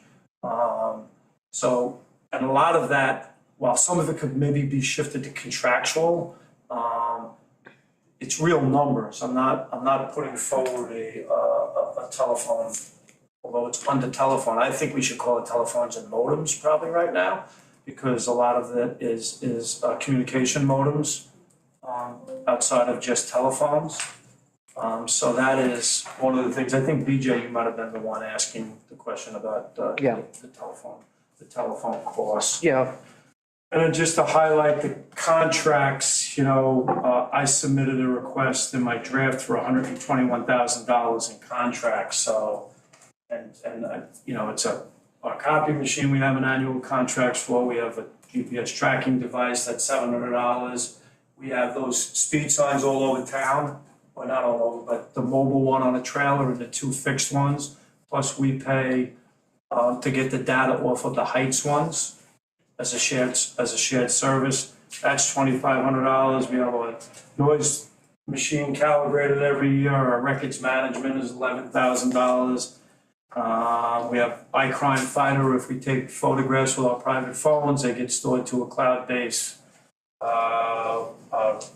similar records management system so that the photo never stays on the phone. It goes directly to the cloud so that personal phones don't have to be seized for courtroom testimony.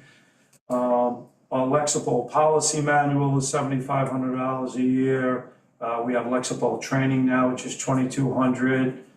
This year, we have our Rutgers noise training, which where we have that noise expert come out at $4,000.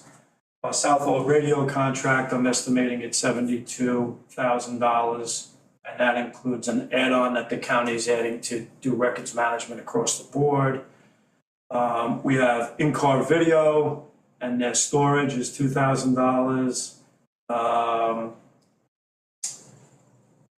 Well, you're on track, Jim, to spend that, because you spent, for the first 8 months, you spent 90,000, and Right. project that out, obviously it's another 45,000. Yep. So you're right to 125. Right, so our projection is if we're looking at in 2024 is 121. Now, we could drop that by 10 if we flip the tasers out, because I have the taser contract as a new item in contracts that we're gonna pay over 5 years.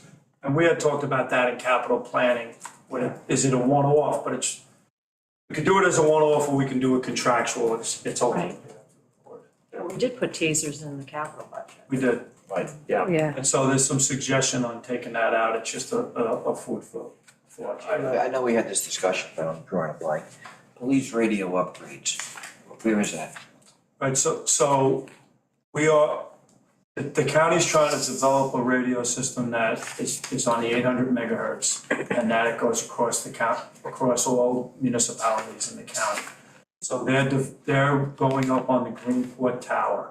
Once they go up on the Greenport Tower, we're gonna have to swap out all our radios to this new radio system.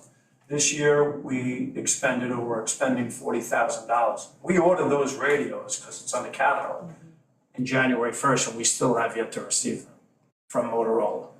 So next year in the capital budget, we have another $40,000 in there to continue that migration to 800 radios. So it's all our portables, all our cars, all our boats.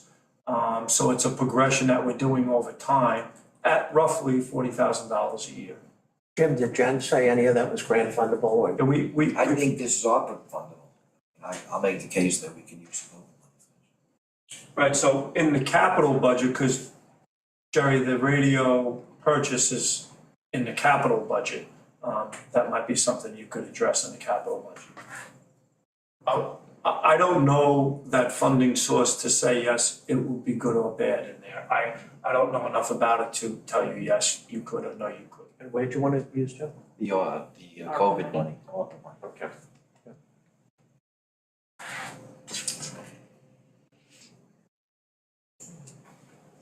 And actually, the tasers aren't in the capital budget, it's the radios. Yeah, the tasers we took out of the capital budget. Yeah, we put it in here. I contract based.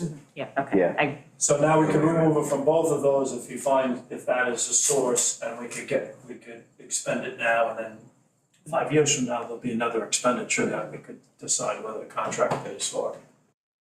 Just out of curiosity, Jim, when you talk about tasers, is everybody in the police department eventually trained on the use of taser Yeah, and issued their own. and issued their own? Just, I'm curious. Haven't had to deploy it. No, I'm good. Ever?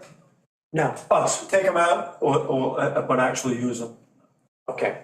When you go for training, do you have to be, you have to be tased? No, No. it's a choice. No, But everybody in the department has chosen to do that. to be tased once. Yes, just to get a feel for what it's. It's good to know what you're inflicting. Yeah. You're gonna use it, you wanna be I responsible and just wanted to, I understand. wanted to know whether it's part of the training or whether Yeah. it's voluntary. It sounds to me like it is somewhat voluntary, but yeah, I get it. Hey, Bo, you ever been tased? Yes. Seriously, I have a question about the firearms and ammunition. Yes. So, I'm assuming the cost of ammo and firearms has gone up a little bit. I mean, we had 32 last year. You requested 4 and Jerry put 36.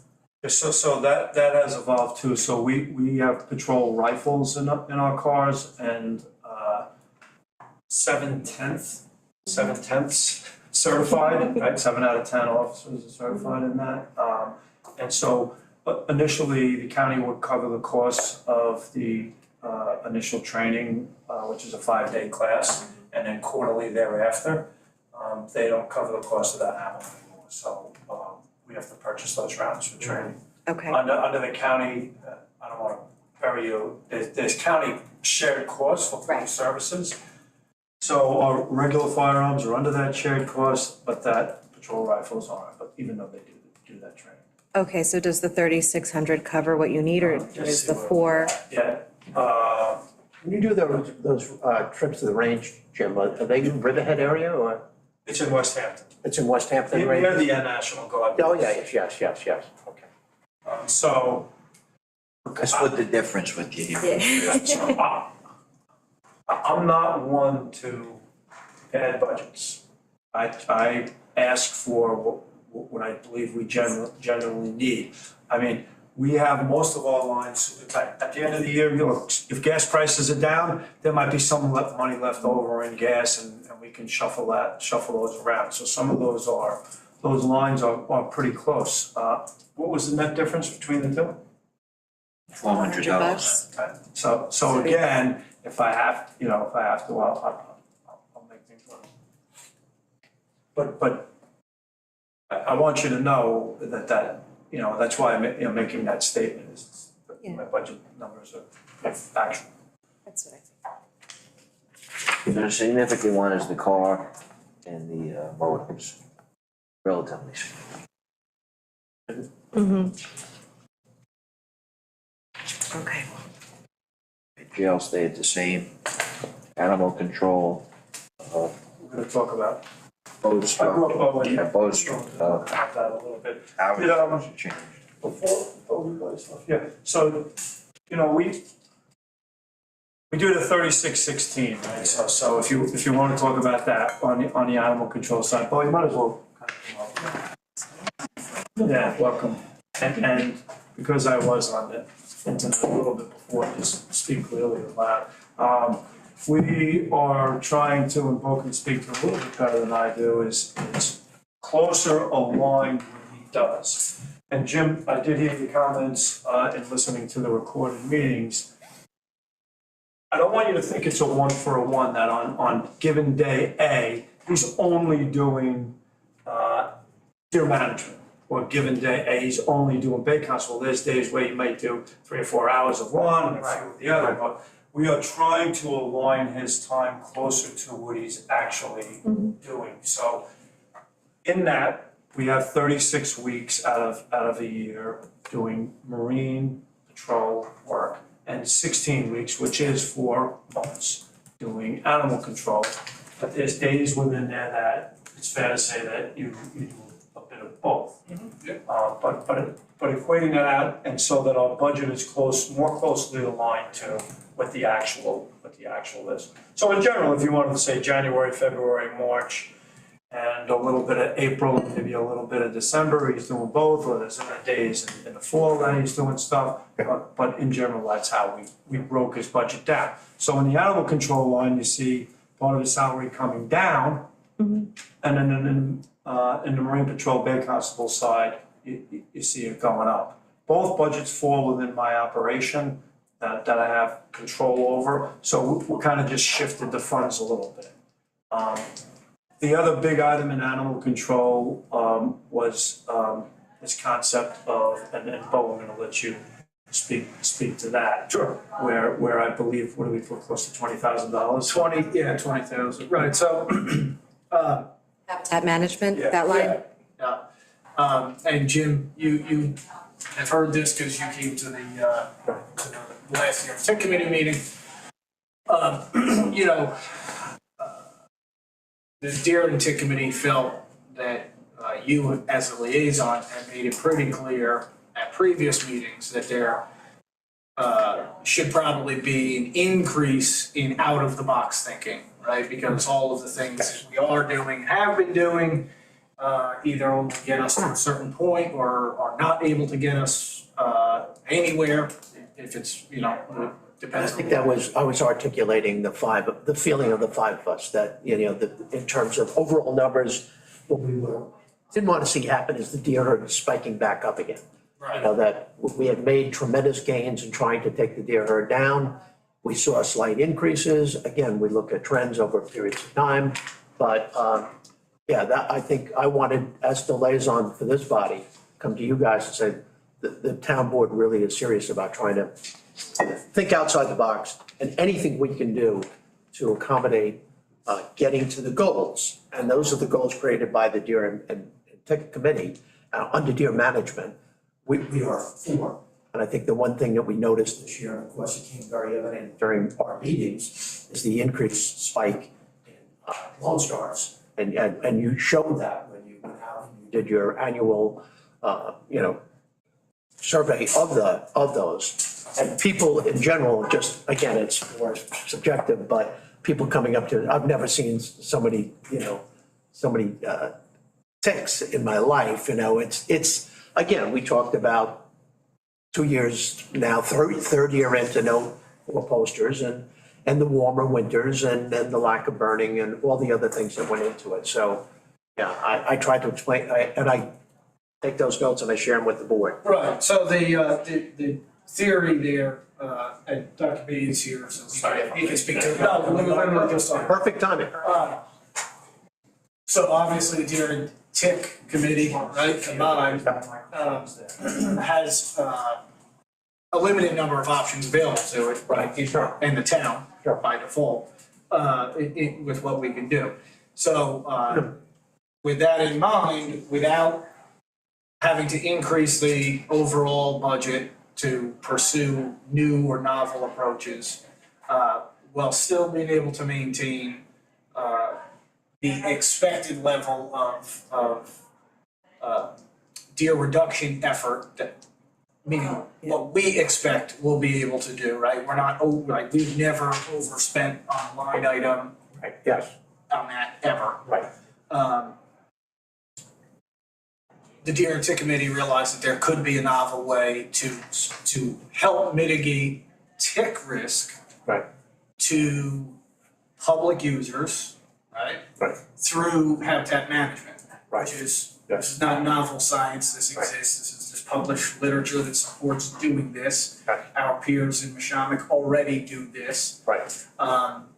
Doc was smart enough to realize that CPF owns a lot of the town property or is responsible for a lot of the town property. So he talked with them, he talked with the Green Options folks, so he sort of formed this little coalition of people, or at least started to, that all see the value in moving towards a stewardship management concept, right? Like this has come up lots of times. Sure. Every time you buy a property, there's a whole Right.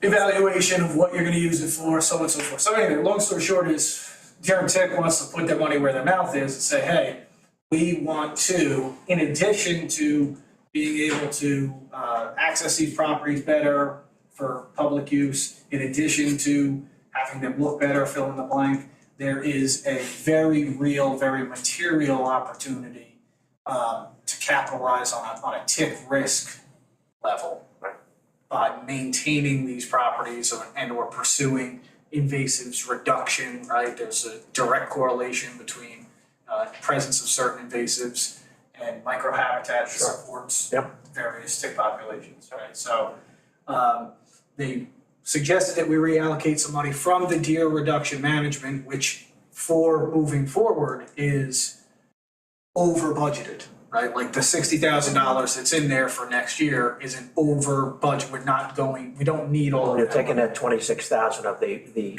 flyover and redirecting that towards this effort and education. Right, so the idea is to have a new and/or novel for Shelter Island approach without increasing the bottom line budget and trying to use a different tool, right? Like we're trying to do something different, because as you mentioned, with the loss of the four-poster, we really don't have any other area-wide landscape level options to address tick risk, right? So this is an option. We haven't done it before with this level of focus. I think it's a little disingenuous to just say, oh, have highway department go and mow the edges of the trails. Cool. With what funding, when, right? Like, that's all, like, you could get anything done with time and money, right, people?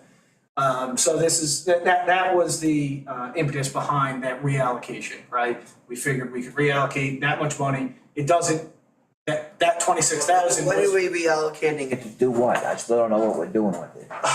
Sorry, to pay, right, to be able to pay for invasive management, trails maintenance, fill in the blank, whatever the Deer and Tick Committee ultimately works out with CPF and the other interested parties, right, So is the premise, we're gonna make the trails safe for people to walk on? Safer, I don't think, safer, wider, So or better maintained.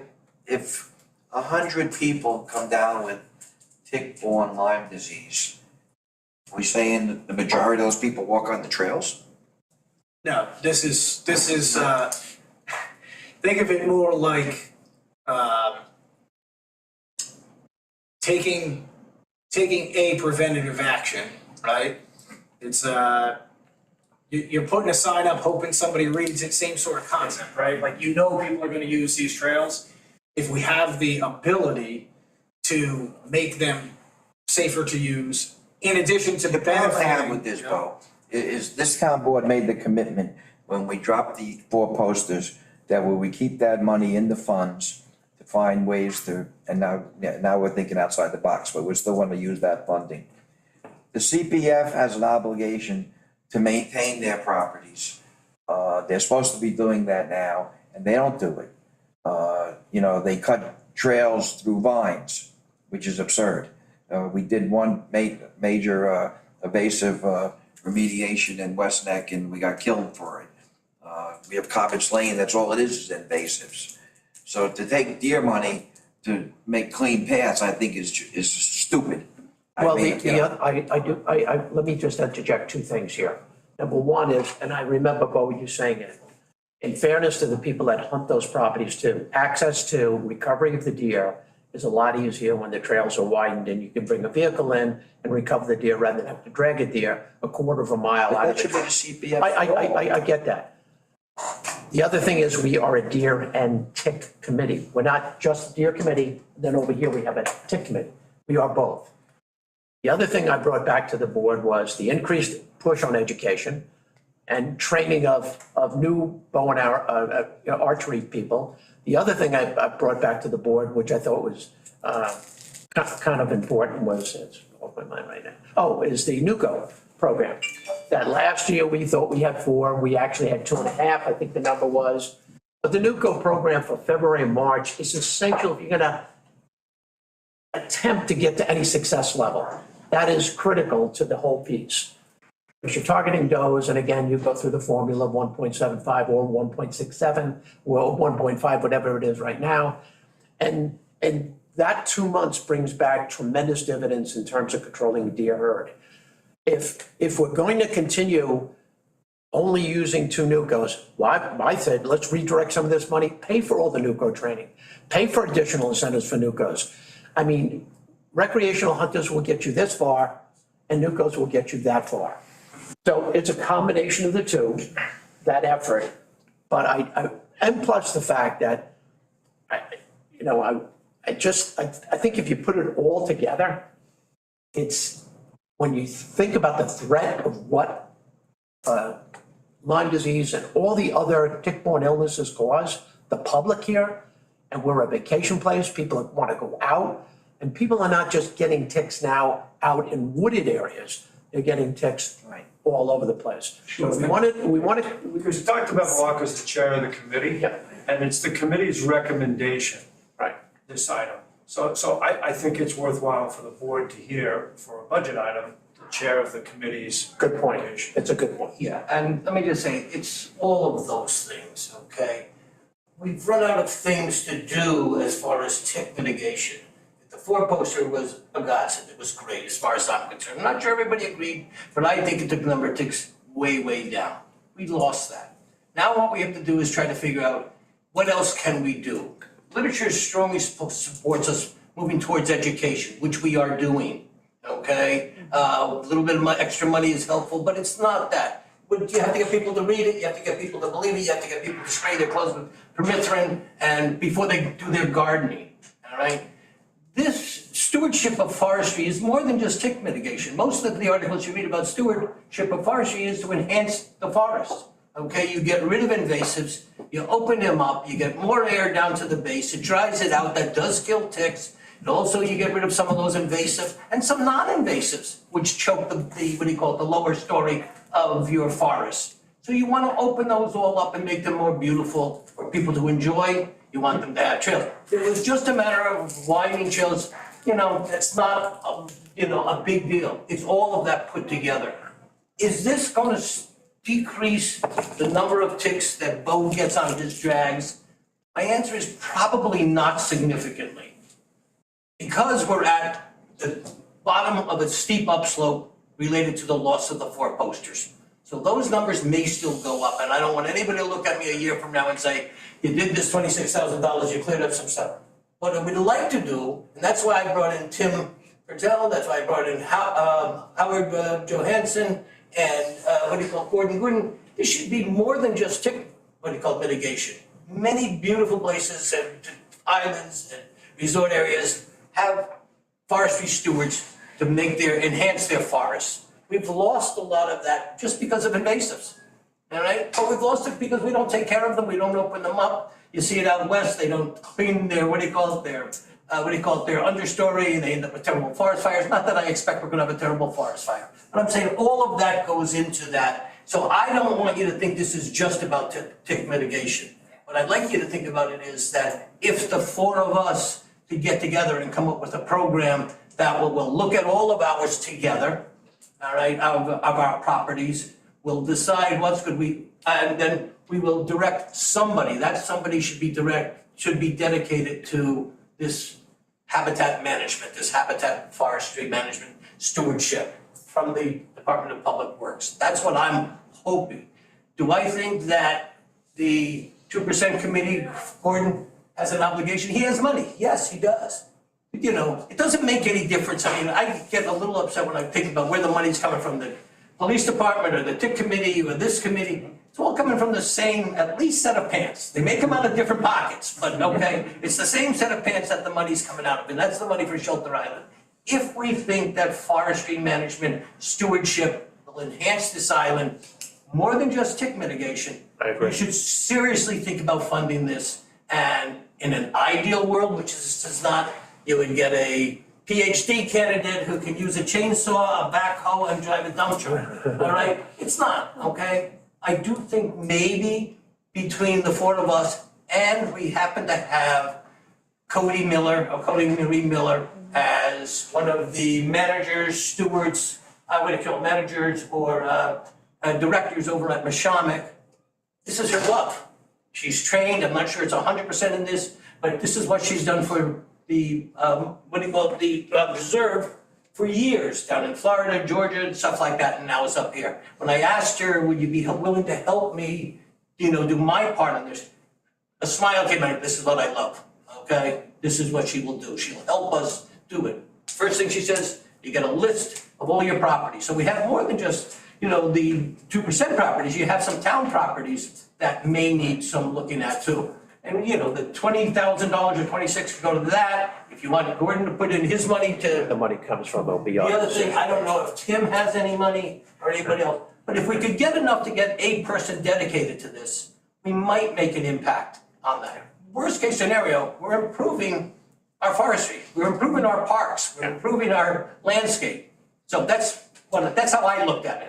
I am not here only to say that we're gonna take care of the Lyme disease tick problem on this island just by doing this. This is fighting at the edges, gentlemen and ladies, okay? We've, doing what we can. We're losing possible options on this. And at some points, we're just gonna have to accept this is where we're at.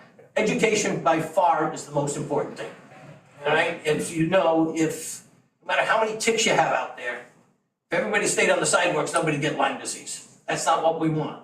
If you widen the trails, less people will get Lyme disease. If we got everybody to spray their clothes with permethrin, we'd have less people get Lyme disease. So we're gonna try to put all of this together. Tick-borne disease is the ultimate here. Yeah. I wouldn't be sitting here if it was just about deer or if it was just about ticks. But it's about disease. That's what we're trying to do. I think, Doc, you said it very well. I think Dan at Mashamak, who's the land steward there, has demonstrated over the last 2.5 years just how much you can improve the trails. And he has done a magnificent job. On a scale of 1 to 10, it's an 11. You go through there, the trails are wider, they're wood chipped. It is really an ideal location. The advantage they have, they can hunt 12 months a year, they keep the deer population down. But when Mike and Mike went back in 6 weeks ago in the tour of the forest, Mike Scheibel nearly fell out of things, said, oh my God, look at the understory, look at the way this place is coming back. Why? Great deer management, great deal, and wonderful management of the habitat. So it can be done. It just needs more of a concerted effort to do it. How we pay for it will be a decision up here. But I don't care whose pocket it comes out of. Well, I do kind of, because it's got to be a shared responsibility. But the message is loud and clear. It's needed. It definitely is needed in my eyes. I feel very passionate about this request. Meg, who did we hear from? We had a little tick lecture, pesticide. Where was that man from? He had a study. Was that Moses?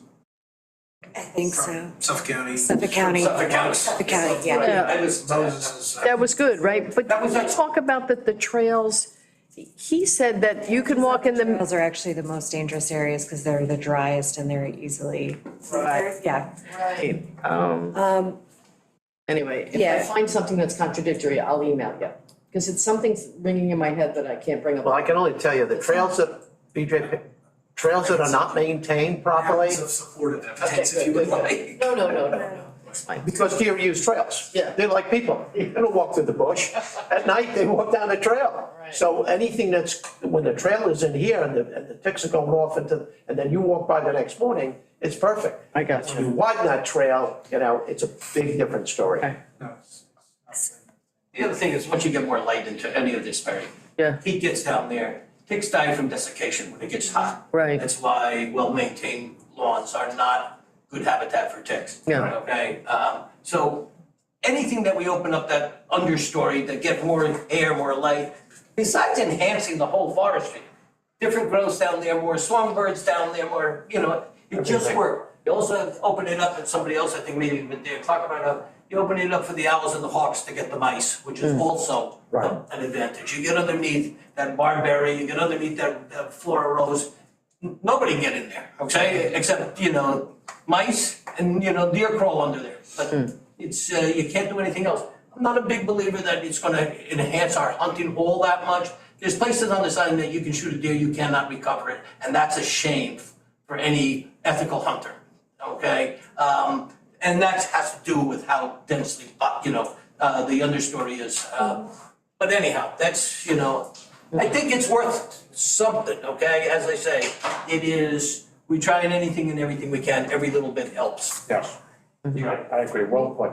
I just want to share one other part of this though is I am not looking, and so while this is coming from a committee, so this budget is the derivative, comprised of input from a committee, my part, because it falls under my management, and Bo, right? So we take all those things into consideration. If this is to survive, and Jerry, I see you left the 60,000 in place, just probably not with that management thing. I am not, nor do I want to manage another employee that's caring for trails. This money should be reallocated, all in the same pants, right? Yep. Different pocket. Absolutely. On the highway, public Absolutely. works, or some other format. So if it survives, I just don't know that it's an employee that should fall within my operational purview. I would suggest, and Bo and I have talked about this a little bit, somebody who's in the highway department, the public works department, Right. whose dedicated or main responsibility, maybe not total responsibility, main responsibility is to forest stewardship or land management or whatever we want to call it. I agree. Okay, and there may be times they need him for other stuff, clearing roads on a storm.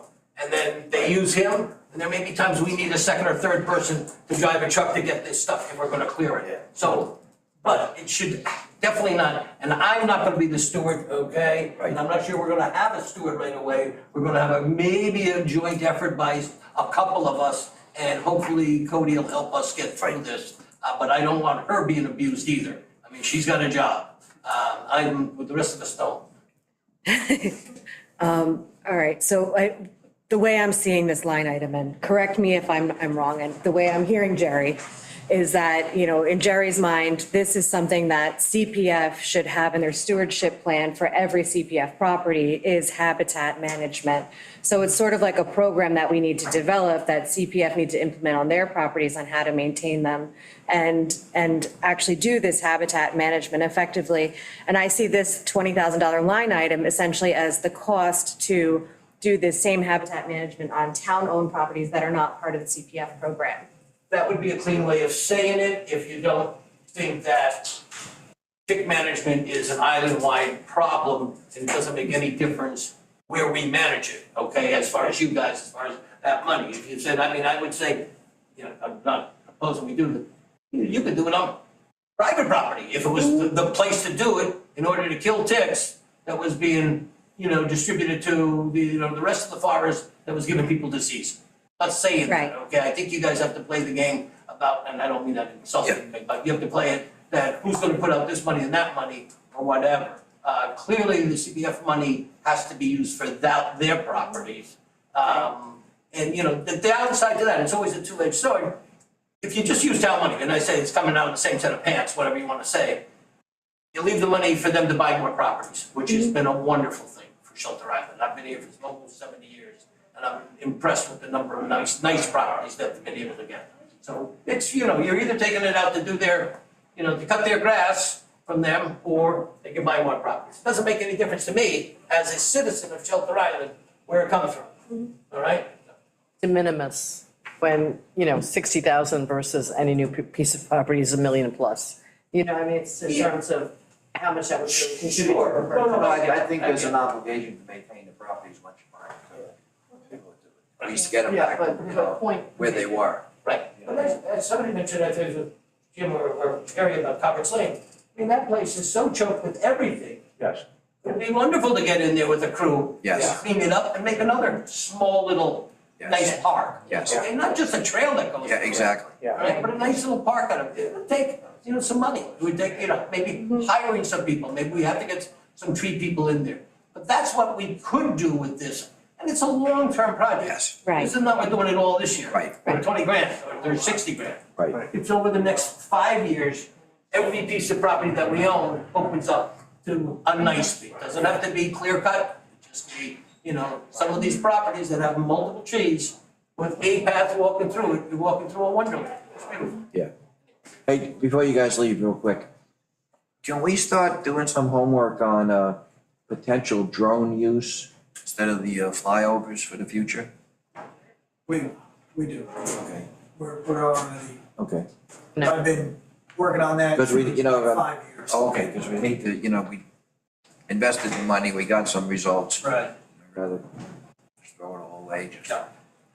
We did some novel stuff a couple of years ago in conjunction with Mashabik, where we were testing out different concepts, flying down there, see what was identifiable.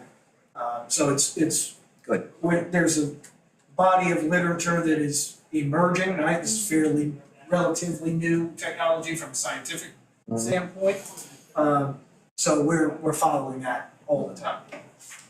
And is there any chance at all we can follow what North Haven's doing and knock on doors and try to get some four posters back? Sure, I mean, anything is possible. And you think it's realistic? I don't know, you know, like I would say that having been around before four posters came into existence, then watching them come into existence, then taking over, running the program, and then watching the program, you know, be shuttered. I don't personally have the feeling that there's a groundswell of support warranting that, like as of right this second. I don't know that there's a quote unquote public mandate, if you wanna call it that. That may well change, right, like as time progresses. Even if you've got the neighborhood associations more involved, like Silver Beach Association, Right. to get 20 people to agree on anything that live around the bird sanctuary, or 25 homes. Right, that was 61 individual properties. Just- 61. Just so that way we're Yes. clear, right? Like that particular one was 61 individuals. Could you imagine getting 61 people to agree on anything and sign off on it? You know, it's a little different in North Haven because the properties are spread out a little bit more, there's bigger properties. And yes, then maybe when you're locating one, you gotta get 5 signatures, you get 5 people that say, you know what, we got too many deer in here. Getting 61 people to agree to that is almost mission impossible. To go to your question though, Jerry, right? North Haven apparently either had or felt that they had that groundswell of support, such that they had people happen to be village board member who volunteered his time to go and do this. Now, if you remember back, right, to the original Deer and Tick Committee folks, right? Some of them did that very same thing with 4 posters, right, door to door. The other side too. To- The other side too, the whole thing was. They went door to door to try and get that support. Oh, both. There you go. I see polka dots. So if there was, if you feel like there is that level of public interest, that's fine. I don't know who the people. Oh, I don't think there is, I'm just going back to what, Jim said, Well, that the personnel is what I'm getting at, is who goes and knocks on the door, because as I mentioned in North Haven. Yeah. That was village board members, who did that voluntarily on their own time. So I'm not quite sure who the staff is or who the individual is that would be there doing that. Those all gonna take money, I mean, during when we feed these deer, or when we feed them, when we were doing the 4 posters, obviously during the summer, it's May to September, okay, bows on the water now. So you need somebody else who's doing it, okay? You need somebody else who's gonna go and knock on doors and stuff like that. I would love to see the 4 poster come back, but I don't see it unless there is a groundswell in the state of New York that changes it. And that's probably not gonna happen, okay? Only if there's epidemics, severe epidemics of tick-borne illness on the east end of Long Island, where they say, how could you compare the east end of Long Island with the Adirondacks and the Catskills? You're comparing, you talk about apples and oranges. Absolutely. I mean, it's a world of difference. It's like, you can't compare. So to think that, that you can control tick-borne illness down here without use of this device or massive amount of culling of the herd, and we're an island. Doesn't mean that they don't come and go, but if Southold did an initiative and Greenport didn't, then, Mattituck didn't, you'll travel back and forth, it's tough. You have to do this across a large area. Just One other thing. BJ, I think, sent us all an article at one time from the New Yorker maybe, I don't remember. And basically, the head of White Buffalo said, the deer are here. Yeah. Get used to them. Yeah. Okay, you're not gonna do anything with it, okay? On an island, and people will quote this whole thing about being on an island, the classic one is Monhegan Island. Yeah. Okay, where they had no deer, they brought them out there in the 1980s. They ended up with 150 deer, 140 deer, something like that. 100 residents in Maine, and they got Lyme disease. They said, let's get rid of deer. 2 years, they were able to get rid of all the deer. Let me tell you something. Monhegan Island is 1.1 piece of granite, 12.1 nautical miles off the coast of mid-Maine. Okay, where high-powered rifles are illegal, where they can come out there, their backstop for every bullet is the Atlantic Ocean. It is not Shelter Island, all right? And essentially, 1 or 2 other spots that were all about a square mile have been able to make a significant impact on deer populations, bringing it down to that 10 to 15 number. No place else can do it. And they're saying on the mainland, for sure you can't do it, all right? Well, can you do it on a 12 square mile piece of island? I don't think so. Not when you have someplace between 2,000 and 8,000 people here, during the year, and you have homes every place. And so, and you can't use high-powered rifles, you can't use, you know, shoot at night, you can't use suppressants. All of these things come into it. I found out with this deer and tick is that two things. One is that environmental science is not an exact science. I tried to think it was at first, that we could just get the numbers and move along, and it is not, okay? It's changing, there's so many variables that come into it. And then the other thing is that everything you read, you have to take it and see how it applies to your locale. Because what they can do up in Maine is not what they can do here, is not what you can do in Westchester County, is not what you can do in the Rocky Mountains. And if you just read one piece of literature and it says this, and everybody comes screaming at you, why don't you do this, I did it up there, it just doesn't work. To close out, my final comment, but you can imagine, guys, if we did nothing. Do nothing, nothing in terms of deer management or tick management. Do nothing, just let it go. That to me, if you don't think things can get worse, they can get worse. I mean, it could become rampant. So what we do, and I know people are a little frustrated by the success level because we're not an island that's 2 miles off the coast of any place. It's tough. But my biggest fear is you got to continue to support it, because to be honest with you, if you had none of this in place, you didn't have Bo and people like yourself and a deer management program and a tick management program, these numbers could be good numbers now compared to where they could be. So we got to continue the fight, continue the course. Sometimes it's like treading water, but guess what? If you stop treading water, you drown. And I don't want to drown. So I want to continue the efforts that we've been going along with, because I think you get some degree of success. Maybe not to what everybody wants, but you get some degree. I could walk over to Mishomic, walk those trails for days and not get a tick on me. But there are other trails that I go on that I'm picking 30 of them off me because they're not maintained. It's just trail maintenance. Can I have a final say? No, I'm not done yet. Because there's another budget item off this topic. Yeah, that I- Jenny. Yes. Yeah, but before we go to Jenny, just for you guys, so I proposed we keep the 60,000 in deer reduction management, spend it however we spend it. You guys proposed 36,000 in deer reduction management and 20,000 in the habitat management for 56,000. So should we go with the 56,000 and knock 4,000 off of my 60? We talked about that at the meeting, and I think we were okay with that, with the number 56. I wrote that down. I wrote it down in my notes as well. It's 4,000 now. I want to put it back in right Okay, now. okay, Let me okay. close. Yes, sir. Yes, sir. Okay. Yeah, so with that, and Jerry, it's a perfect segue, because I was gonna try to find it somewhere else, is our animal control. So I would strike part-time, because she technically is full-time, does 30 hours. And if you add up her salary, this year, your proposal gives her $17 an hour. And my proposal gives her $19.23. I mean, there's recent states that have mandated that, fast food people get $20 per hour.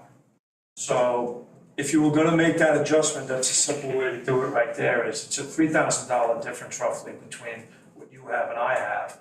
But she is available 24/7, on call. She's a tremendous asset to our operation. I think most in this room have had some dealing with Jenny or understand what she does, and I don't want to get too deep into that because she's an animal control officer without getting into the person or the personnel, but staying with the title. And that title is well worth the 1923 that I'm proposing, as opposed to the 1717. So it is a request of all my requests that I think really should. So I would propose we take the 4,000 from the deer reduction, put it up there and make it 30,700. I agree. She asked for 30, make it 30. Yeah, no, that would be more than I asked for, round it to 30. So you'll still have a net savings there of roughly $1,000, 700. I'm proposing 30,700. Thank you. There in the budget where you kept increasing what departments were asking. Yeah, it's the only one, that's right. Because I see how hard the women work. I know, it's No, but you also did it with 56 to 60. Labor of love. Yeah. Good to go, guys. Thank you very much. Thank you enough. For those of you that won't be here next time I'm here, I may not be here. Thank you very much for your service to the Thailand and to the deer and tick and everything, okay? Thank you, Jim, for your leadership. Thank you. My only last segue is that, if there's any significant changes, can I just be alerted to them so I can make a final argument if needed? Yeah, Shelby's good about that, and I'll pay attention as I can. Do we need to look at revenues with you? You can if you want to, I did print that. What page do you want? It's 28. 29. Police revenue is 29, top of the page. So Jim, we're going with what we got this year. Okay. The rest are Yeah. pretty. Yeah, it's not-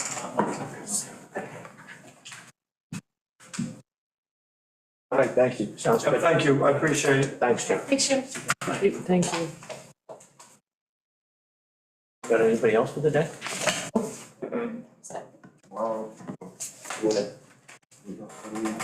Tomorrow is Jack at 10 a.m. Historical Society 11 on Wednesday. Okay. And then we need to pick a day to like sit down and Yes. just line by line, every single department that's coming through. Are we still live? Yes. So I just heard you mention EMS tomorrow. Right?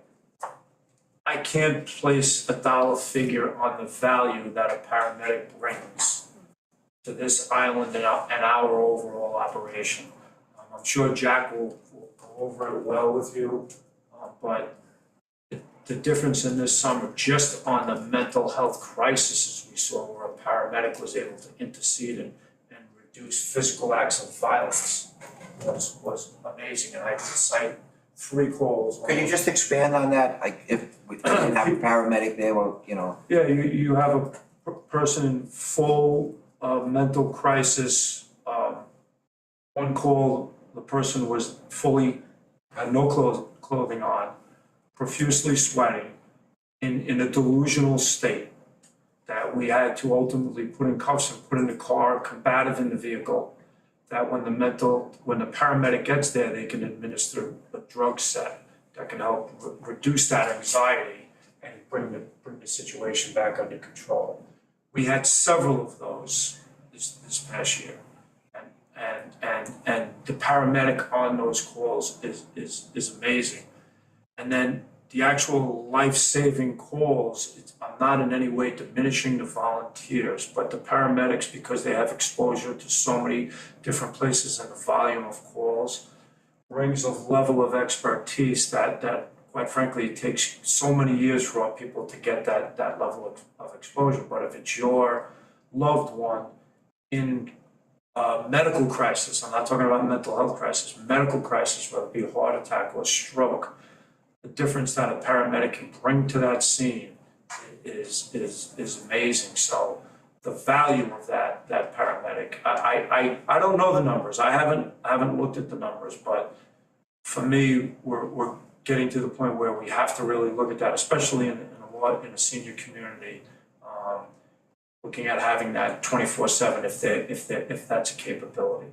All it takes is one time, and I've been on some calls because on the real significant ones I end up going out on, and that level of expertise is needed. And it's not to diminish the work of the volunteers in any way. It's just time and experience and exposure that they can bring, and the level of training. So Jack, I'm sure will express it, differently and maybe in some ways the same. But I know that's a significant budget issue. I am aware of that, but I can tell you that this summer alone, we get in one litigation case on an instance of a mental health crisis, and you can pay for that paramedic for years. So it just really is and the help to the person who's actually in crisis to mediate that crisis by taking away that anxiety either through medication or something else is tremendous, right? Can take away that combativeness immediately, and it's not always capable of being done, but it really is really is, I think, critically important to our operation and the community's health and well-being. Sorry to add that. Good, no, thanks. Thank you. Yeah, and, you know, I can discuss with anybody individually, cite cases if you want. I'm sure Jeff will do a better job than I did of articulating that. That will be asked of him tomorrow. Yeah. Okay, so getting back to when we start going line by line to make decisions. We have any- Well, I mean, Well, we we have, We have Tuesday tomorrow at 10 a.m., but it's a work session Yeah. day, so we don't wanna go too long. And then we do have 11 on Wednesday with just Historical Society. Do we wanna like bump that out? I know there's a couple of meetings. We canceled 3. Amber and I are meeting with the New York State Compact people at 3. So there's just a wall, and then you were gonna cover on the council meeting That's happening. at 3 o'clock, which I think you're supposed to. Shall we, Thanks, what do you have Thursday? 11 a.m. Oh, we do have 11 a.m.? Oh, no, I'm sorry. No, we don't. I don't, yeah, I We're didn't. 10 to 12 tomorrow, and then we're 11 on Wednesday. Yeah, and then we're done. We don't have anything else scheduled, do we? Yeah. I have a deer and tick meeting at 10, so Right, that's why we chose 11. right. so, when are we going to get into the, again, we're doing as much adding as we are. That's what we're trying to do, That's that's what we're trying to find a date. Yeah, together, so we Yeah. need to, we could do Thursday. I I don't, was gonna say do Thursday, or I was gonna suggest Tuesday of next week. We don't have the work session on Tuesday, we have it on Wednesday because of the holiday on Monday. I'll do that then. I would, I'll be leaving on that Tuesday to go into the city. I would prefer to Okay. either do Thursday or. Thursday, I can't be here until about, I'm gonna guess it's gonna be 11:30. Another appointment. okay. So can we, Thursday's not too good for me, So what does Friday look like? that's Friday. 11:30. What that? Friday? I will be here. well, we have a BFJ meeting at 10 anyway, so Which we might not even need. may not need it, actually, probably don't need it. What's happening at 11:30? You leave early? I'll be coming in. Oh, okay. I'll be coming late. And Shelby, we had ADP, but I haven't had a chance to go through the emails to see like something was moved. Like I originally had 9 a.m. for ADP. Yeah, for the department head. Yes. Friday, 11? Yeah, so 11:30 is when you get in? Yeah. Okay. What are we doing, 11:30 Budget. on Friday? 11:30 Friday for budget, and we'll just go until we're done. Is that the plan? Early Bring lunch. snacks. Bring snacks, Yeah. don't get hangry. Yeah. Caffeine. Are you gonna be off island? Can you bring us anything good? No, we can make it kind of a lunch type of thing, you know, just bring, good to work right through, Yes. yeah. Okay, Okay, That's our plan. so All right. budget till it's done. Okay. thanks, everybody. Adjourn.